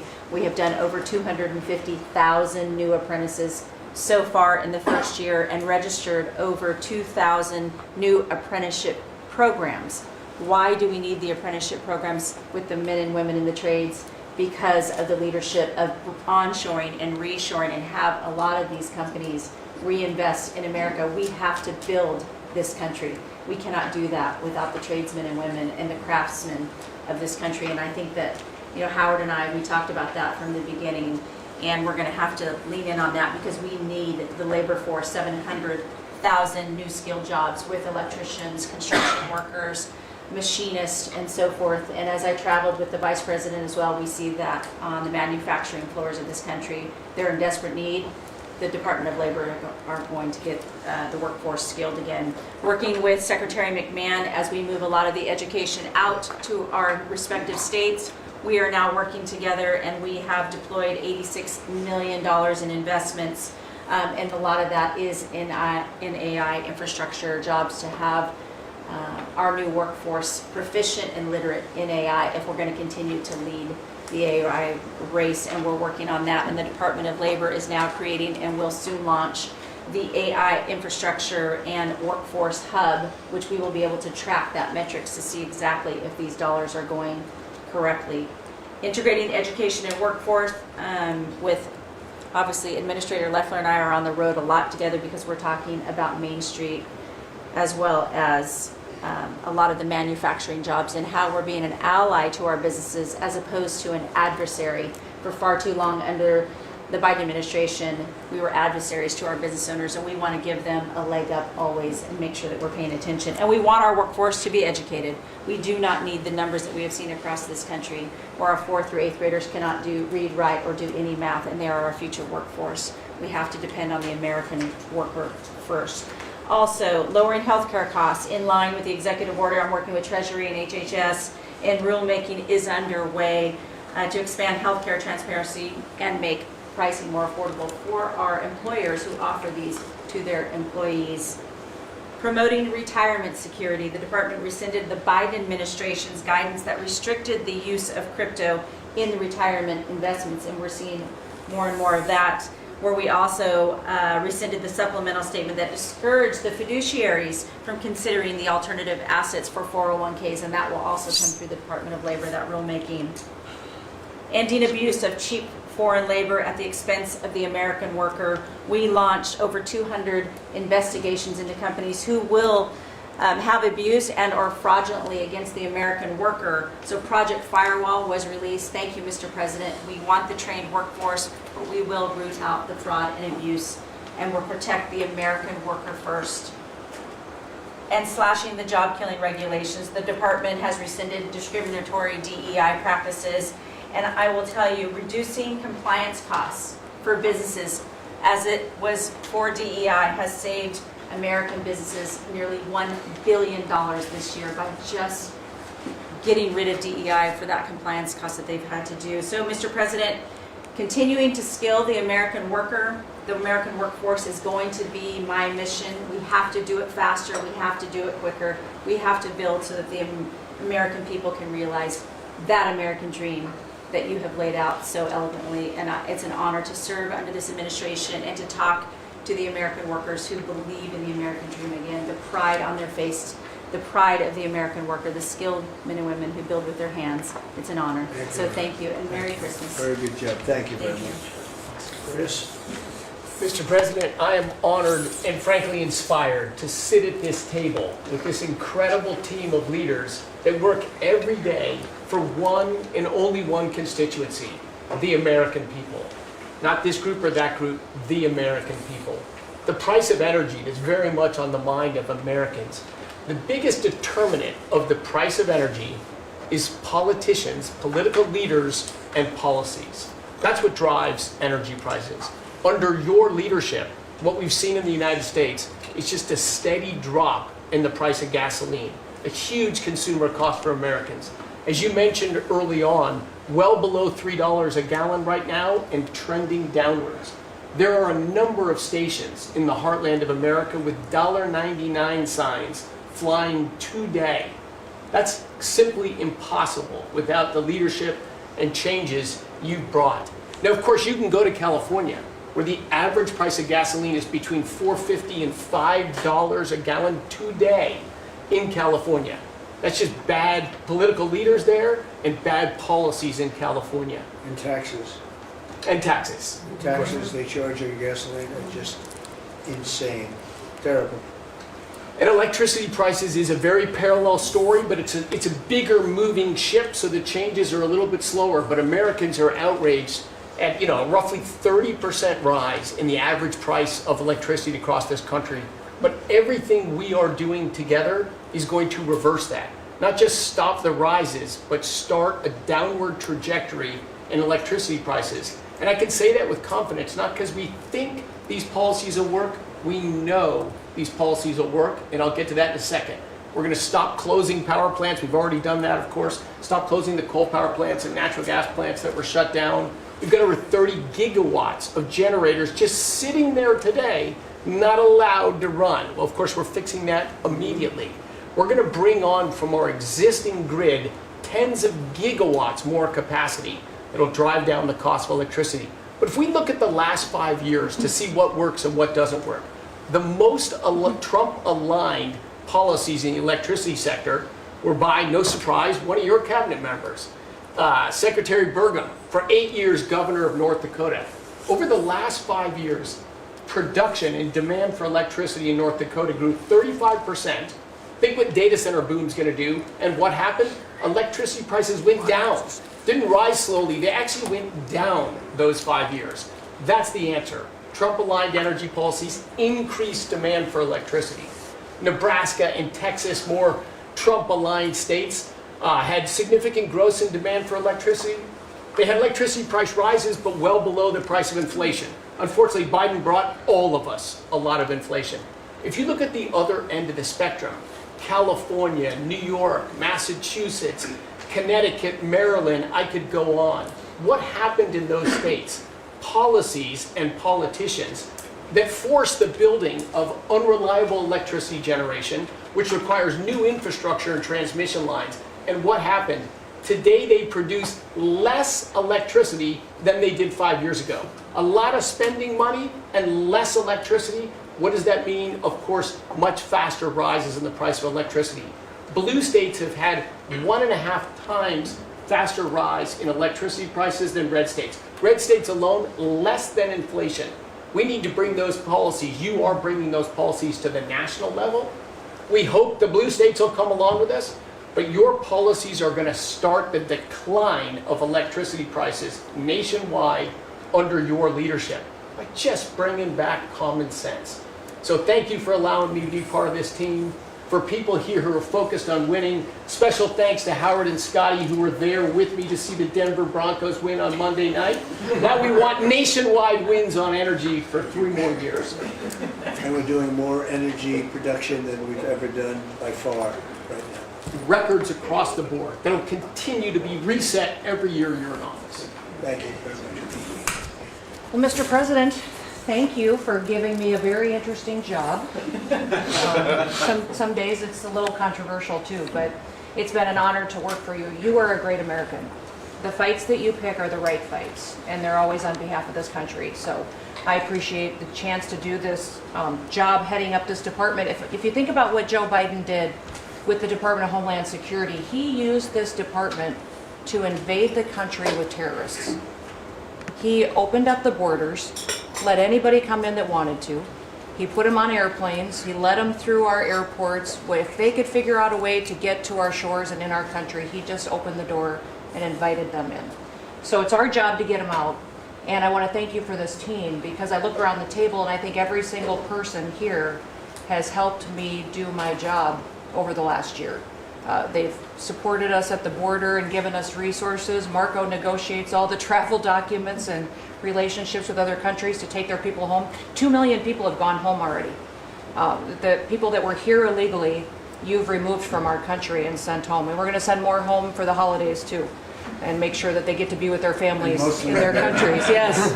Mostly the bad ones. That's right. Pam, Focus is the bad ones. that's right. And there are a lot of them. They're terrible, horrible people. And Pam makes sure she's fighting for us in court so that we can get up every day and be bold. We're going to hire our 10,000th ICE officer. Will be on the job within 10 days. So we have hired 10,000. We've had hundreds of thousands of applications. We've got within the department, TSA went through this government shutdown without any delays. They all showed up for their shifts and worked hard doing security. And they have been absolutely fantastic. Sir, you made it through hurricane season without a hurricane. Yeah. And so FEMA, you kept the hurricanes away. So we appreciate that. And FEMA is deploying resources and dollars 150% faster than ever before. So somebody does have something bad that happens to them, you are immediately there helping them and telling them they have the resources to get back up on their feet. So we have built and deployed hundreds of miles of border already. You have cut the fentanyl flow over the southern border by over 56%. You've saved hundreds of millions of lives with the cocaine you've blown up in the Caribbean. And, you told me to look into Minnesota and their fraud on visas and their programs. 50% of them are fraudulent, which means that wacko Governor Walz either is an idiot or he did it on purpose. And I think he's both, sir. He brought people in there illegally that never should have been in this country, said they were somebody that they're not. They said they were married to somebody who was their brother or somebody else. Fraudulent visa applications, signed up for government programs, took hundreds of billions of dollars from the taxpayers, and we're going to remove them and we're going to get our money back. And we're going to, this next year, make sure that we only put people in leadership positions in this country that love this country and have its back. So thank you for letting us get up every day and have a purpose. We appreciate you. Thank you very much. Thanks, Chris. Appreciate it. Mr. President, you're exactly right. We are saving this country. We're doing it one Main Street at a time, and we're doing it at record speed and at record levels. Under your leadership, small business optimism, according to the U.S. Chamber Index for small businesses, has reached an all-time high in the history of that index. So on Main Street, the economy is coming back thanks to your leadership, thanks to getting Biden inflation under control. Small businesses' number one concern right now is finding skilled labor, and that's why Secretary Chavez Durimer and I have entered into an MOU to speed that workforce to small businesses that under this administration are now at record levels. 36 million small businesses have now taken on board, for the first time in the SBA's history, $100 billion. That's $45 billion in small business lending at 85,000 small businesses, most of that under your term, and $52 billion out to small business investment companies. So we are running this agency like the best run bank in the country. We are growing small businesses across Main Street, and we're deregulating to the tune of $100 billion, working with all my fellow cabinet members. And thank you for putting together the best cabinet in history. Iron sharpens iron, and thank you for bringing such a strong leadership group together. And then finally, I've walked factory floors from Alaska to Maine, and the workers, the small businesses, most manufacturers in this country are small businesses, 600,000 of them. They are so grateful to your fair trade, low inflation, deregulation agenda that is creating national security and economic security in this country like never before. And so I want to also finally thank you for bringing faith back to the White House, to this administration.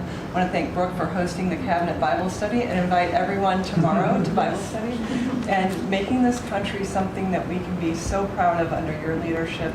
And I am so blessed and honored to be part of this team. So thank you, Mr. Thank you, President. Kelly. Thank you very much. Thank you, Mr. President, for your leadership. I am truly grateful to be a member of your team here at this table to help support you in delivering on the promises that you made to the American people. You came in with a very clear mandate of taking on the rampant weaponization, politicization of the intelligence community and federal law enforcement, experiencing yourself, the deep state abusing their power as they have against you, your family, and so many of the American people. Bring out accountability truly for those who have abused their power, making sure that the intelligence community is supporting your efforts in keeping the American people safe, secure, and free, and being the president of peace. I'm grateful to be in this position as your Director of National Intelligence to support you in these efforts, and I'll cover very briefly what we've done over the last year under your leadership and what we look forward to continuing to focus on next year.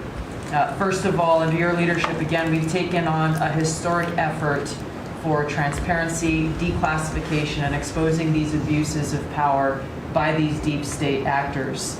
We've declassified over 500,000 documents, many of which had never been seen before by the American people, put them online to bring about this level of transparency. We formed a weaponization working group, again, to be able to go after a lot of these abuses of power that have never seen the light of day, to support the accountability that under Pam Bondi's leadership in the Department of Justice is coming about. Secondly, bring about reform to the intelligence community to make sure that we have the most effective and efficient and focused workforce that's really working on bringing about the priorities you have laid out in ensuring our country's security. And lastly, Mr. President, working with many of our partners here around the table is going after these domestic threats. We have threats coming from both Islamist ideology as well as Islamist terrorists, foreign terrorist organizations, and those who seek to do harm to the American people, many of whom were let in across our borders under the previous administration. We are focused on these tasks and this imperative for the American people, and just appreciate your leadership, Mr. President, in empowering us to be able to conduct this service. Merry Christmas. Thank you very much. Merry Christmas. That's right. Merry Christmas. Merry Christmas. Say it loud and clear. Thank you. Mr. President, your team at the Trump EPA has been crushing it all year to fix the big mess that we inherited and deliver amazing results for the American people. I've had the opportunity to visit all 50 states since confirmation earlier this year, and to hear from real people, where they meet, where they live, and to bring their great ideas and their asks back to us to be able to deliver for them. At the Trump EPA, we have proven that you can both protect the environment and grow the economy. On the environmental front, since you were sworn in earlier this year, we have averaged a big environmental accomplishment every single day. On the 100th day, the 200th day, the 300th day of your presidency, each time we released a list of our top 100 environmental accomplishments. That has included a historic LA wildfire cleanup that you ordered us to complete in record time, which we did, and the Army Corps, under the leadership of our great Secretary of War, did their part as well. The federal government completely did all of the work needed to allow these residents and businesses to be able to rebuild, but poor leadership at the local and state level, unfortunately, is still resulting in these property owners unable to rebuild, and it's wrong. We also were able to reach an agreement with Mexico to be able to implement a plan to permanently end a decades-old raw sewage crisis on the southern border with Mexico. And Secretary Rubio and his team, Chris Landau, Ambassador Johnson, they've been amazing to get that done. On the deregulatory front, we have proudly launched a massive blitz that amounts to the largest deregulatory effort by any agency in the history of the United States. To put some perspective on it, in 1 year, at one agency, we will do more deregulation than entire presidencies have done across all agencies. It's incredible. You could go back across 4-year terms to 8-year terms. You've never seen this much deregulation. One agency, 1 year. In fact, when finalized, the proposed rescission of the 2009 Obama EPA endangerment finding amounts to the largest deregulatory action in the history of the United States of America.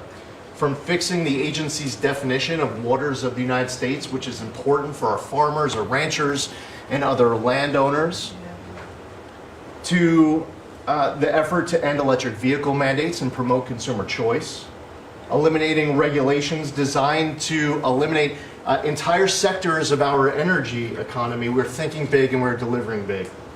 We have reduced terrible deratements on diesel exhaust fluid systems. We're getting water moving faster, new pipelines and power plants built, and we're helping to unleash energy dominance. Mr. President, on the operational front, we have significantly reduced the size of the agency workforce, and we are accomplishing more with less. It's all about priorities, and our focus is on fulfilling our statutory obligations, helping to fast-track project approvals that were taking way too long, and closely following the law, as well as key Supreme Court decisions like Loper-Bright that overturned the Chevron doctrine. We inherited massive backlogs that we have been eliminating all year long. We've been implementing your executive order to end COVID-era remote work.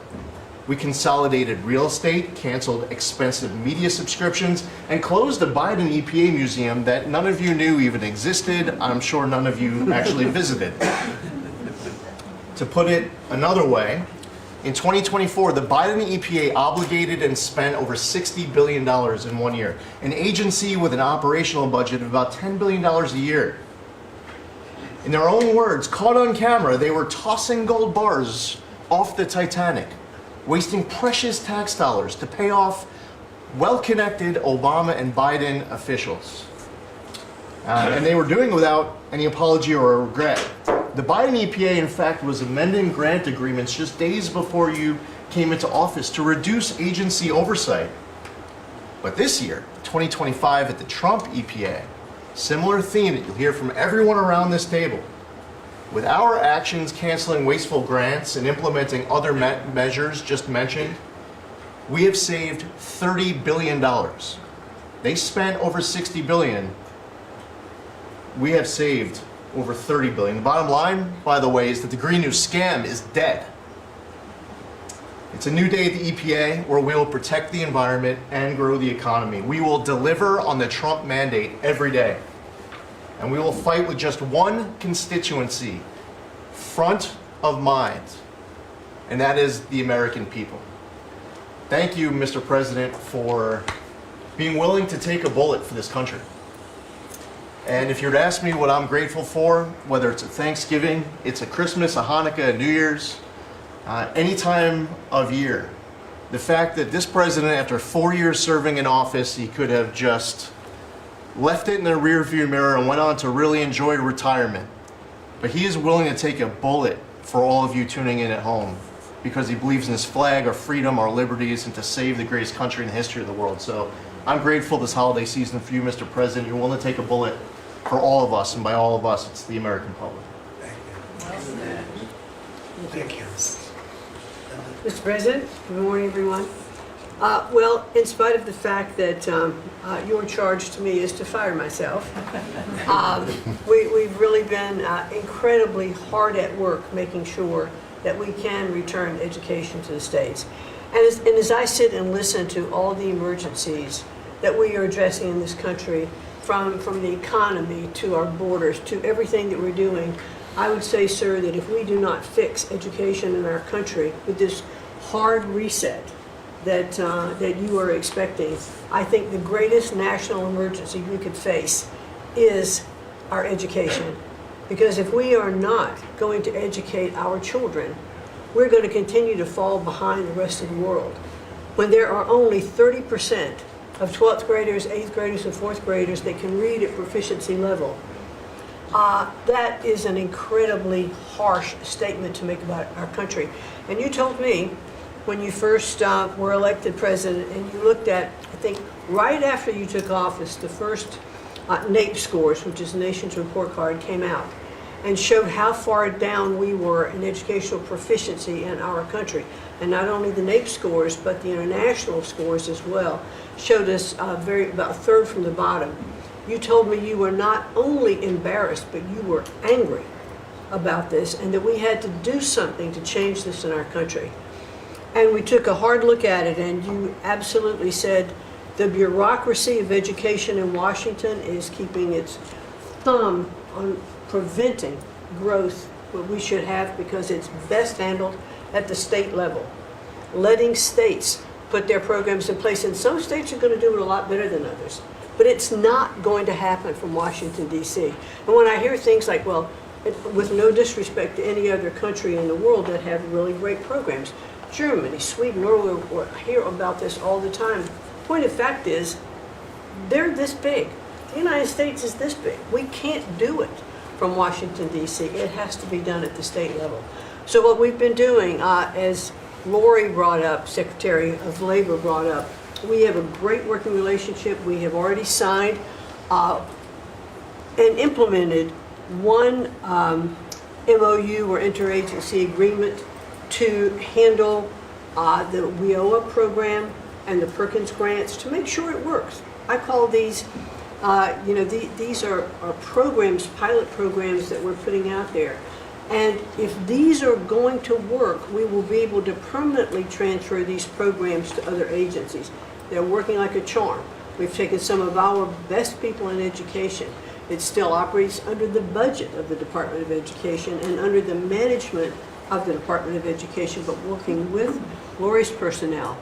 And when I hear pushback on that to say, well, how can this possibly work? To take education and put it in labor. Let's be efficient. One example, in order to draw down on a lot of the grants that they are helping us with, we're using their grant system. The grant system at the Department of Education is like held together with bubble gum and rubber bands. And it did not interact with any other agency. Now, we have this really smooth operation already in labor. So that has prompted us to sign also other interagency agreements, 2 more with labor, 1 with HHS, 1 with the Department of State, and we'll be moving other programs, but these are proof of concept. Let's make sure they're working and working smoothly before we ask Congress to codify these permanent moves. So that's kind of in the world of K through 12, what we're looking at right now, but in the world of higher education, as Attorney General Bondi mentioned, we've been working really very hard to make sure that we've got anti-Semitism and DEI out of our universities, and put some pretty stiff fines on, worked some good deals. I enjoy working with Harmeet, who is just an incredible negotiator. So we're bringing all of that to bear as well. So I can say, sir, that we are moving to return education to the states and to bring the level of education back up, making sure our students can read by reintroducing the science of reading in schools.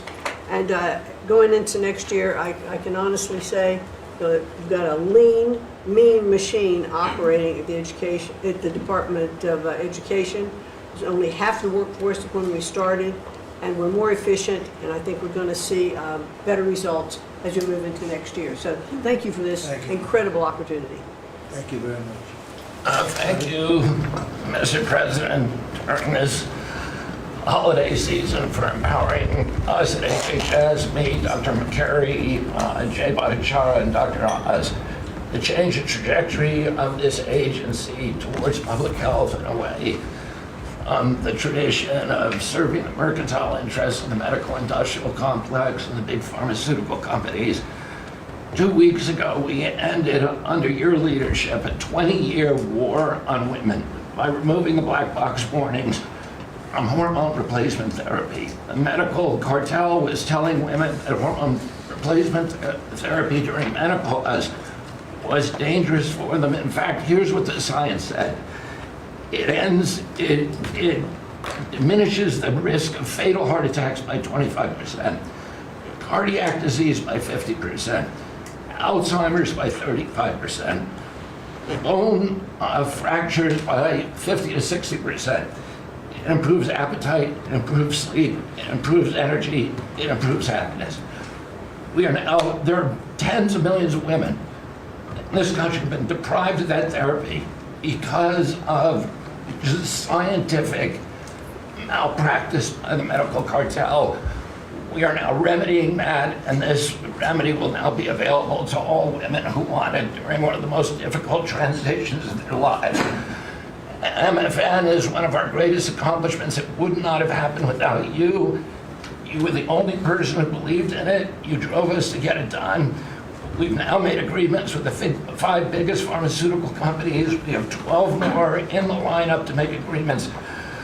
By the time this administration leaves office, 95% of the drugs in this country we will have the lowest prices of any nation in the developed world. Americans are already getting the benefits from these. These companies are already lowering these prices dramatically, as you noticed. And then this week, Howard at Department of Commerce and Jameson at the U.S. Trade Representative made a bargain with Great Britain to raise their drug prices in conformance with your promise that the Europeans would raise theirs to counterbalance us lowering ours, and therefore we would keep intact the ecosystem of innovation and protect innovation. So congratulations on that, Mr. President. When you first asked me to take this job, one of the first contacts we made was with the leading health economics professor at Harvard. And we asked him what's the one innovation that we could do that would most dramatically improve the health care experience for the average American. And he said there's no contest, it's to get rid of prior authorization. Thanks to your leadership, we were able to convene the largest insurance companies in this country and do something that every administration, every Congress has promised for the past 30 years. We actually got it done. We convened the insurance companies representing 280 million Americans and got them to agree, most of them by January of 2026, for 2 months from now, remove prior authorization for most of their procedures, for all the procedures we want them removed from. And that means that American patients at the point of care will be able to get an answer immediately. If your doctor says you need knee surgery, you will know before you leave that doctor's office whether your insurance company will pay for it or not. Similarly, healthcare records, the tech industry has refused to share healthcare records. You asked us to change that. We convened the 60 biggest tech companies at a conference that you presided over about 2 months ago. We now did a secondary conference, which 400 leading companies all come in and agreed to remove any kind of blockages where individual Americans could get their own health care. Americans own their health care records, yet they were not able to access them. And if you lived in New Jersey and you moved to Oregon and you got injured, you went to a hospital, you would have to spend maybe 45 minutes filling out forms on a clipboard, because your doctors there could not get your healthcare records. They couldn't get your blood type, your allergies, all the things that they ought to know immediately so they can save your life. Now that has all changed, and all these companies have agreed to remove all the blocks on sharing healthcare records. Every American will have their healthcare records available on their cell phones, and it's already happening. In the last 6 months, there have been over 100 times the number of healthcare records shared by hospitals and during the entire previous administration. On deregulation, HHS proudly is now leading the pack, and thank you for your help on that, Russ. But today we announced the revocation of the nursing home rule, which was overburdening rural areas across this country, Indian reservations, with regulations that were going to destroy the nursing home industry in those communities. And that is going to be a $25 billion savings. Those are some of the things that we're doing because of your leadership. President Trump, thank you so much, and Merry Christmas to you. Thank you, Bobby, very much. Great job. Doug? Well, Mr. President, you've assembled an incredibly talented group here. If you took a look at this group compared to any Fortune 500 leadership team, any group of startup folks, I mean, this is an amazing group, and the breadth of what's being accomplished.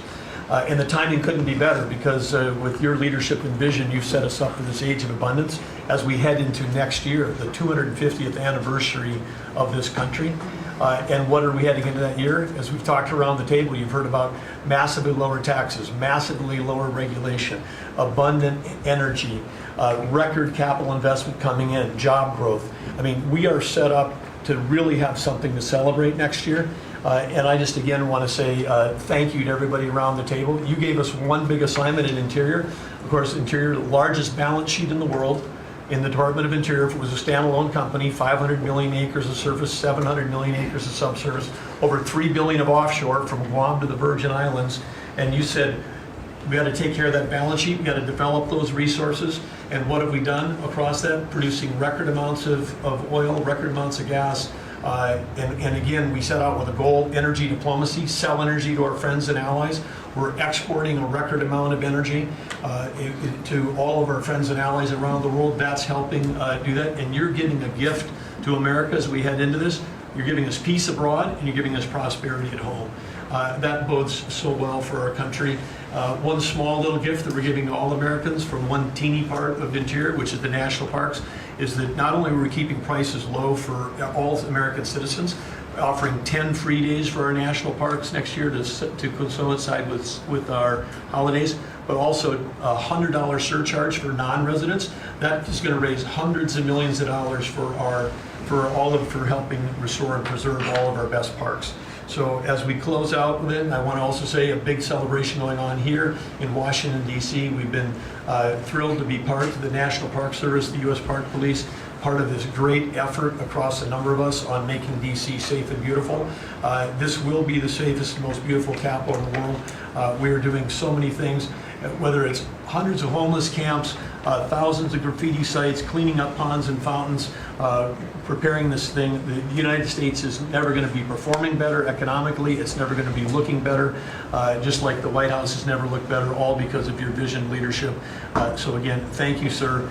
You've given an incredible Christmas gift to Americans by setting us up for an incredible 250th anniversary. That's very nice. Thank you, Ted, very much. Welcome.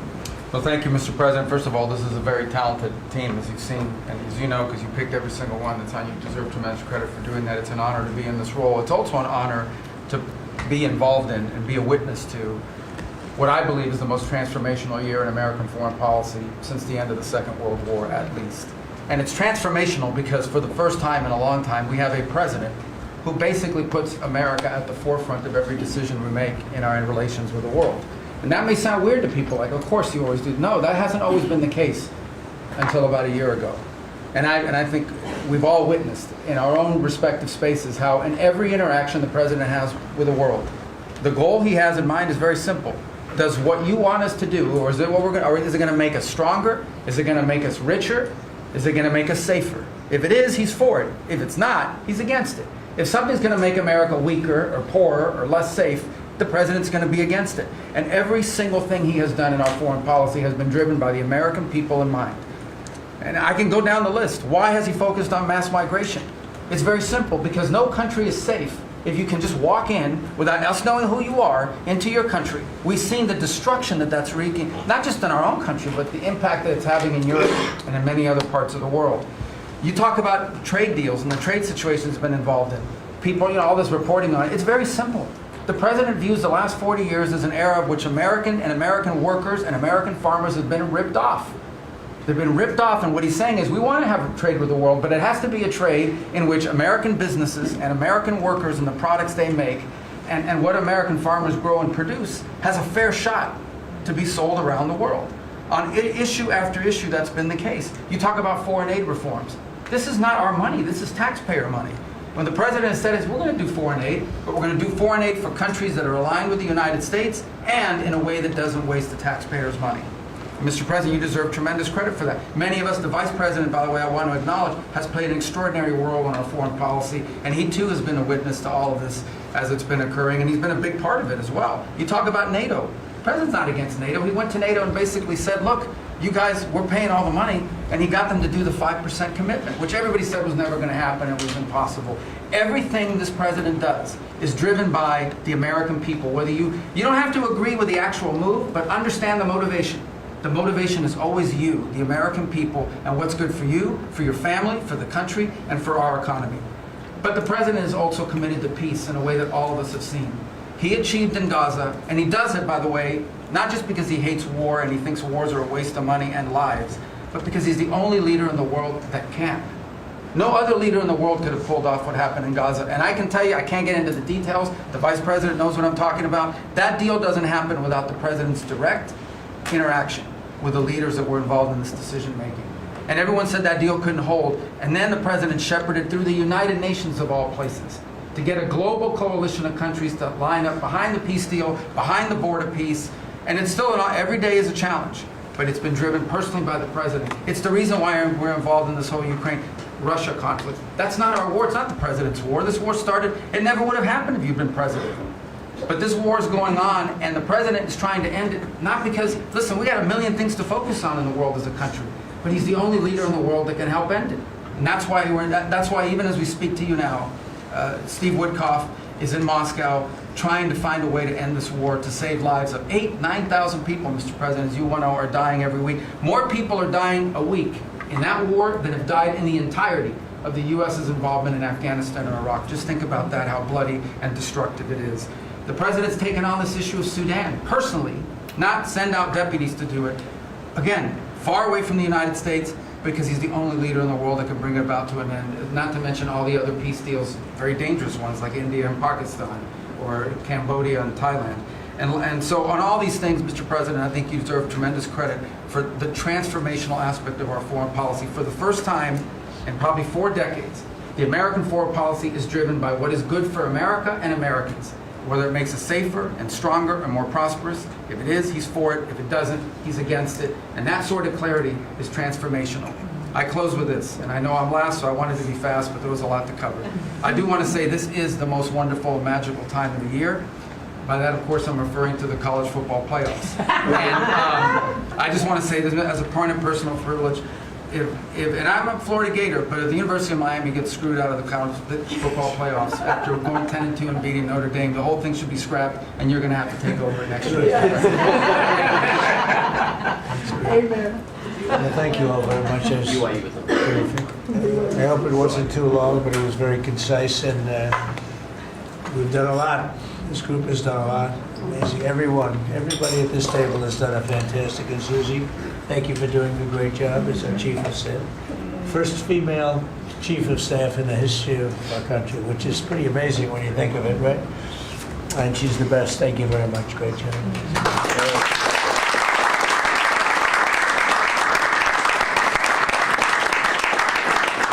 So after that, do you want to ask any questions? Mr. President, thank you so much. Mr. President, there's been a lot of speculation about who the next Fed chairman could possibly be. You said you have somebody in mind. How many names were you given on the final list? And does that person currently work on the board of the Federal Reserve? Well, I'd say that we probably looked at 10. And Scott interviewed some people that I didn't know, but he knew. And a lot of people were involved in the process, actually, and Howard was involved. But I think we probably looked at 10, and we have it down to 1. I want to ask you about Elon Musk, if I could. You talked about Elon Musk. You had him in dinner here in the White House. Is he now in your circle of friends? Well, I really don't know. I mean, I like Elon a lot. He was he really helped during the election with his endorsement. He felt strong. But we had one problem. I didn't want to have everybody have to have an electric car. And he makes electric cars. And I think we get along well.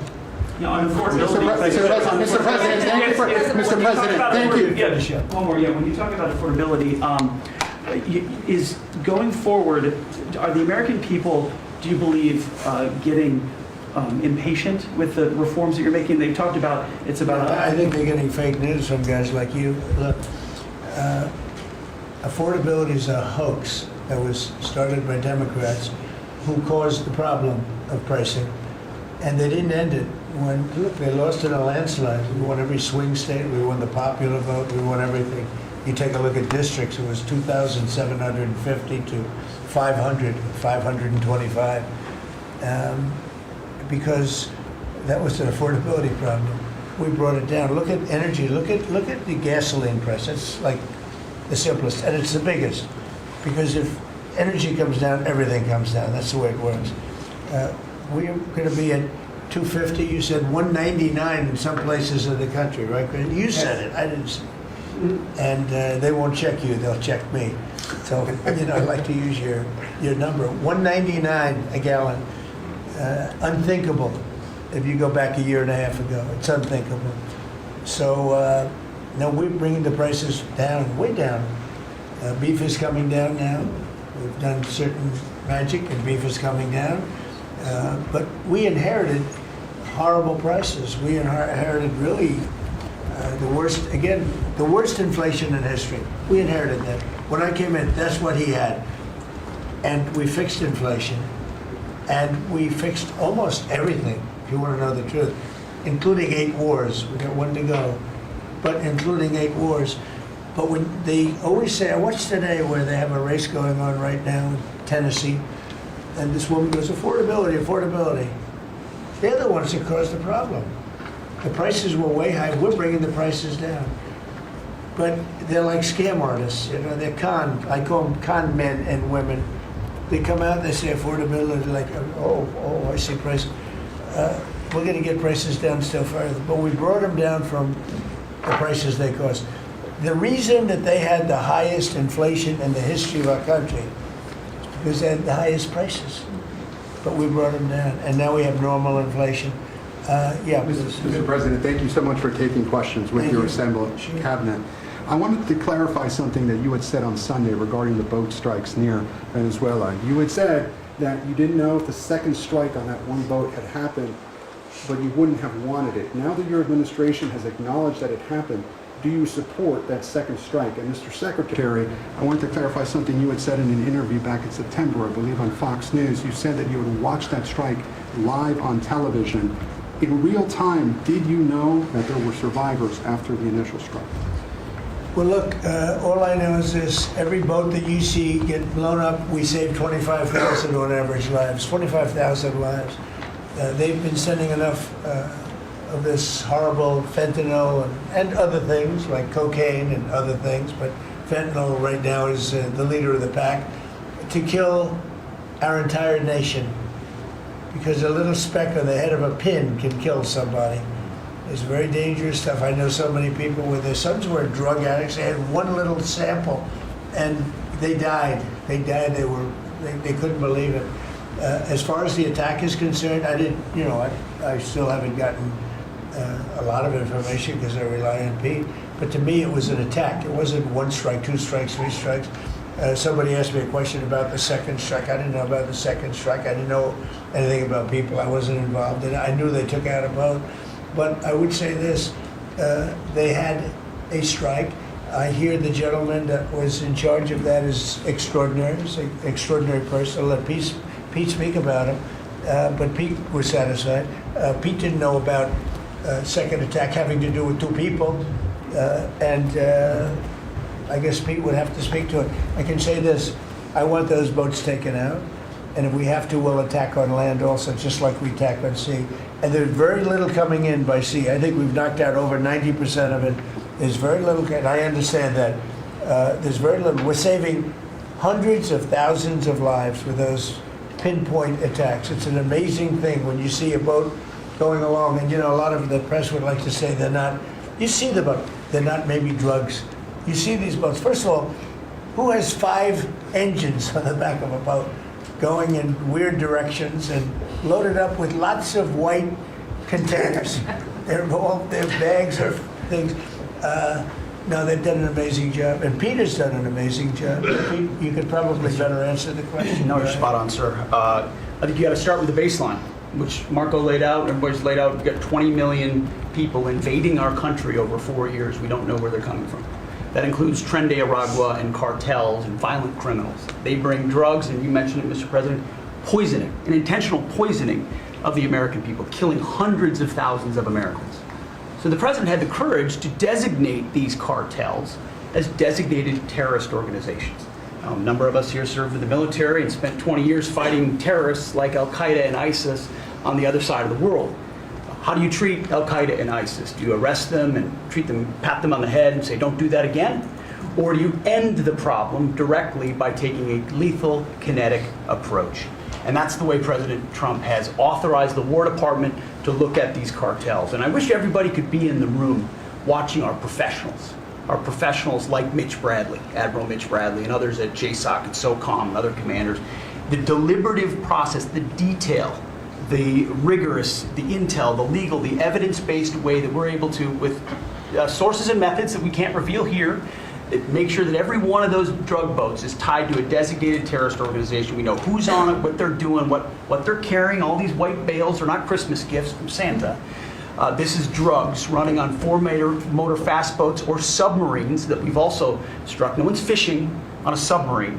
And I have empowered them to make that call. Now, the first couple of strikes, as you would, as any leader would want, you want to own that responsibility. So I said, I'm going to be the one to make the call after getting all the information and make sure it's the right strike. That was September 2nd. There's a lot of intelligence that goes into that, building that case and understanding that, a lot of people providing information. I watched that first strike live. As you can imagine, at the Department of War, we got a lot of things to do. So I didn't stick around for the hour and 2 hours, whatever, where all the sensitive site exploitation digitally occurs. So I moved on to my next meeting. A couple of hours later, I learned that that commander had made which he had the complete authority to do, and by the way, Admiral Bradley made the correct decision to ultimately sink the boat and eliminate the threat. He sunk the boat, and eliminated the threat. And it was the right call. We have his back, and the American people are safer because narco-terrorists know you can't bring drugs through the water and eventually on land if necessary to the American people. We will eliminate that threat, and we're proud to do it. So you didn't see any survivors, to be clear, after that first strike? You personally? I did not personally see survivors, but I stand, because the thing was on fire. It was exploded in fire or smoke. You can't see anything. You got digital. This is called the fog of war. This is what you in the press don't understand.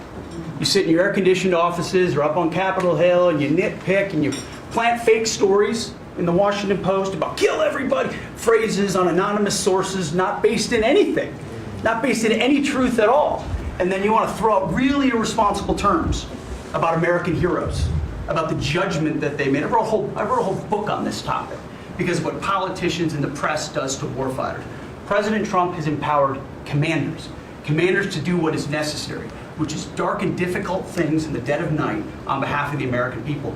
We support them, and we will stop the poisoning of the American people. And Mr. Secretary, on the second strike, you said it happened more than an hour after the first. Did I hear I couldn't correctly? tell you the exact amount of time. And then, sir, you had left the room, what you're saying. I already stated my answer quite clearly. So remember this, we lost last year, I think it was more than that, but people don't like saying it because they always said 100,000, 115,000, the numbers we've been hearing for years. So we lost last year more than 200,000 people, dead people, ruined families beyond the 200,000. And those 200,000, that family will never be the same. But these people have killed over 200,000 people, actually killed over 200,000 people last year. And those numbers are down. Those numbers are down. They're way down. And they're down because we're doing these strikes, and we're going to start doing those strikes on land too. The land is much easier. It's much easier. And we know the routes they take. We know everything about them. We know where they live. We know where the bad ones live. And we're going to start that very soon too. Mr. President, thank you so much, Mr. President. And you know what, when we start that, we're going to drive those numbers down so low.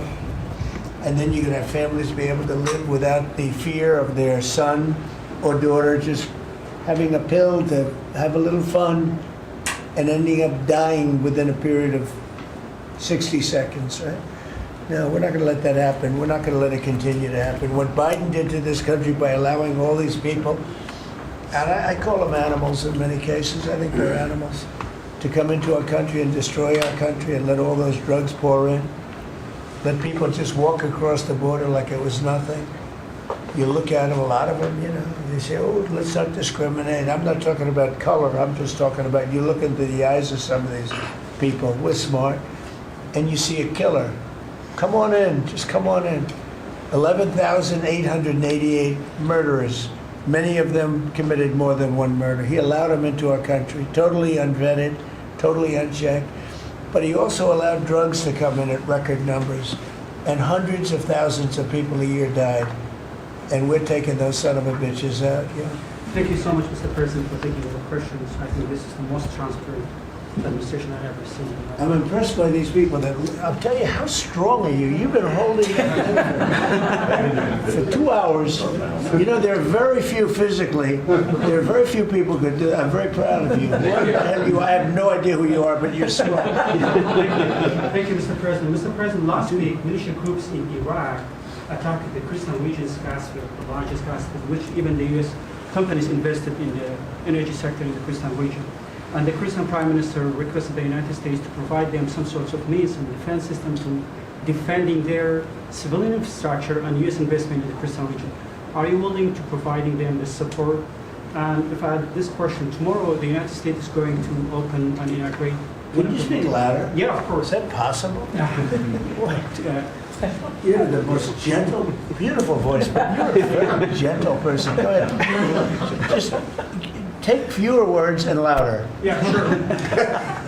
I will repeat my first question. Last week, the Iraqi militia groups attacked one of the largest gas fields in the Kurdistan region of Iraq, which even the U.S. companies have invested in these gas fields. Yeah. And then, are you from Iraq? I'm from Kurdistan, Iraqi Kurdistan. Okay. Yeah. Working for Huda Media Network. And the Kurdistan region prime minister, he requested the United States to providing them some sort of defense system to defending these gas fields and U.S. investment in the Kurdistan region. Are you willing to helping them? Well, we'll look at it. I heard about it, and I'm hearing about it more now, frankly. It wasn't at the top of my list.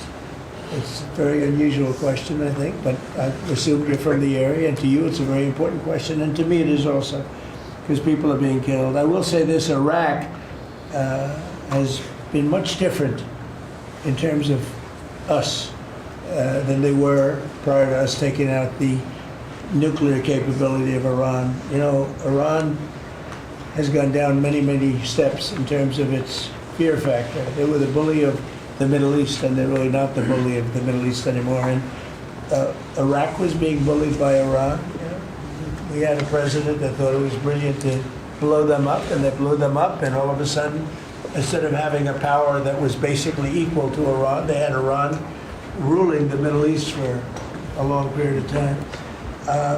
But Iraq, from the day we hit them with those B-2 bombers and knocked out and obliterated, because CNN said, well, maybe it wasn't total obliteration. Well, it turned out it was totally obliteration. It was every single one of those missiles hit its target.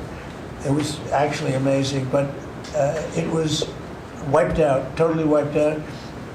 I will tell you, Iraq has been a much friendlier place. They talk to us. The Prime Minister actually nominated me along with about 78 other countries for the Nobel Prize. I'm the only one that was nominated by almost 100 countries that didn't get it. But that's okay. But I saved a lot of lives. I saved a lot of lives. But Iraq nominated us for the Nobel Prize, and that was a great honor. You know, we didn't expect that from Iraq. Iraq has been a much different place since the taking out of Iran the nuclear capability. Yeah, let's get to it. Here we go. This guy's a beauty. Secretary Rubio mentioned the meetings ongoing in Russia today. Do you have any update from Mr. Wyckoff or Mr. Kushner on that, or what are you hoping because to I've been get out of spending those? too much time with you. I mean, we're spending a lot of time in here. We wanted to do this you talk about being open and transparent. This has to be the most transparent administration in history. We spent a lot of time answering your questions and giving you a lot of good results. I mean, I think everybody here gave you good results. But no, I don't. I will have after I leave here. But do you hope for a breakthrough, or is it not quite at that stage I yet? don't know. Look, I don't know. All I can tell you is that we're trying very hard to save 25 to 30,000 people, mostly men, mostly soldiers, every month. 25,000 to 30,000 soldiers. It's impossible. That's half a stadium. Take a big football stadium. Take half of those people in a stadium, and they're wiped out. They're killed every month. It's crazy. That war is crazy. And it would have never happened with me, and it didn't happen for 4 years. And you just mentioned potential land strikes. Can you elaborate anything on that? Are you talking Yeah, about Venezuela, presumably? if they come in through a certain country or any country, or if we think they're building mills for whether it's fentanyl or cocaine. I hear Colombia, the country of Colombia, is making cocaine. They have cocaine manufacturing plants, okay? And then they sell us their cocaine. We appreciate that very much. But yeah, anybody that's doing that and selling it into our country is subject to attack. So not necessarily just Venezuela. No, not just Venezuela, no. And Venezuela's been very bad. Venezuela's been really bad in something else, probably worse than most, but a lot of other people do it too. They would send murderers into our country. They would empty their jails into our country. They sent people into our country that we don't want. They sent their drug dealers and their drug people into our country. They sent people from their mental institutions into our country, and we're getting them out. That was bad. That was real bad. And they also sent drugs. Yeah. On Tim Walz, Mr. President, do you think he should resign over the fraud scandal in his state? And who should? Tim Walz. over the fraud scandal in the state. Look, I think the man's a grossly incompetent man. I thought that from the day I watched JD destroy him in the debate. I was saying, who was more incompetent, that man or my man? I had a man and he had a man. They were both incompetent, and I had a man and a woman. I thought she was very incompetent too, but now she's leading the field, and I think she's leading the field in this, for the nomination. Anyway, look, that's up to them. That's up to the Democrats. You know, the problem with them is they have really bad policy. And I'm not going to say what it is because I don't want them to change it necessarily. Because I want to run against it, whether it's not going to be me, it's going to be somebody that's going to probably sitting at this table. Could be a couple of people sitting at this table. Could be a couple of people running together sitting at this table, you know? But I want them to win because we've done a great job for this country, and I want that to be carried forward. And you know, I think we have a tremendous bench, really a tremendous bench. But no, I think that Waltz is a grossly incompetent man. There's something wrong with him. Okay, there's something wrong with him. And when you look at what he's done with Somalia, which is barely a country, you know, they have no anything. They just run around killing each other. There's no structure. And when I see somebody like Ilhan Omar, who I don't know at all, but I always watch her for years. I've watched her complain about our Constitution, how she's being treated badly. Our Constitution, the United States of America, is a bad place. Hates everybody, hates Jewish people, hates everybody. And I think she's an incompetent person. She's a real terrible person. But when I watch what is happening in Minnesota, the land of 1,000 lakes, or however many lakes they have, they got a lot of lakes. But this beautiful place, and I see these people ripping it off, and now I'm understanding, and you're going to look at that, Scott, I hear they ripped off, Somalians ripped off that state for billions of dollars, billions, every year, billions of dollars, and they contribute nothing. The welfare is like 88%. They contribute nothing. I don't want them in our country, I'll be honest with you, okay? Somebody say, oh, that's not politically correct. I don't care. I don't want them in our country. Their country's no good for a reason. Their country stinks, and we don't want them in our country. I can say that about other countries, too. I can say it about other countries, too. We don't want them to hell. We have to rebuild our country. You know, our country's at a tipping point. We could go bad. We're at a tipping point. I don't know if people mind me saying that, but I'm saying it. We could go one way or the other, and we're going to go the wrong way if we keep taking in garbage into our country. Ilhan Omar is garbage. She's garbage. Her friends are garbage. These aren't people that work. These aren't people that say, let's go, come on, let's make this place great. These are people that do nothing but complain. They complain. And from where they came from, they got nothing. You know, they came from paradise, and they said, this isn't paradise. But when they come from hell, and they complain, and do nothing but bitch, we don't want them in our country. Let them go back to where they came from and fix it. Thank you very much.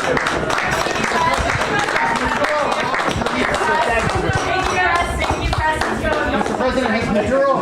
Thank you, President. Yeah. Thanks, guys.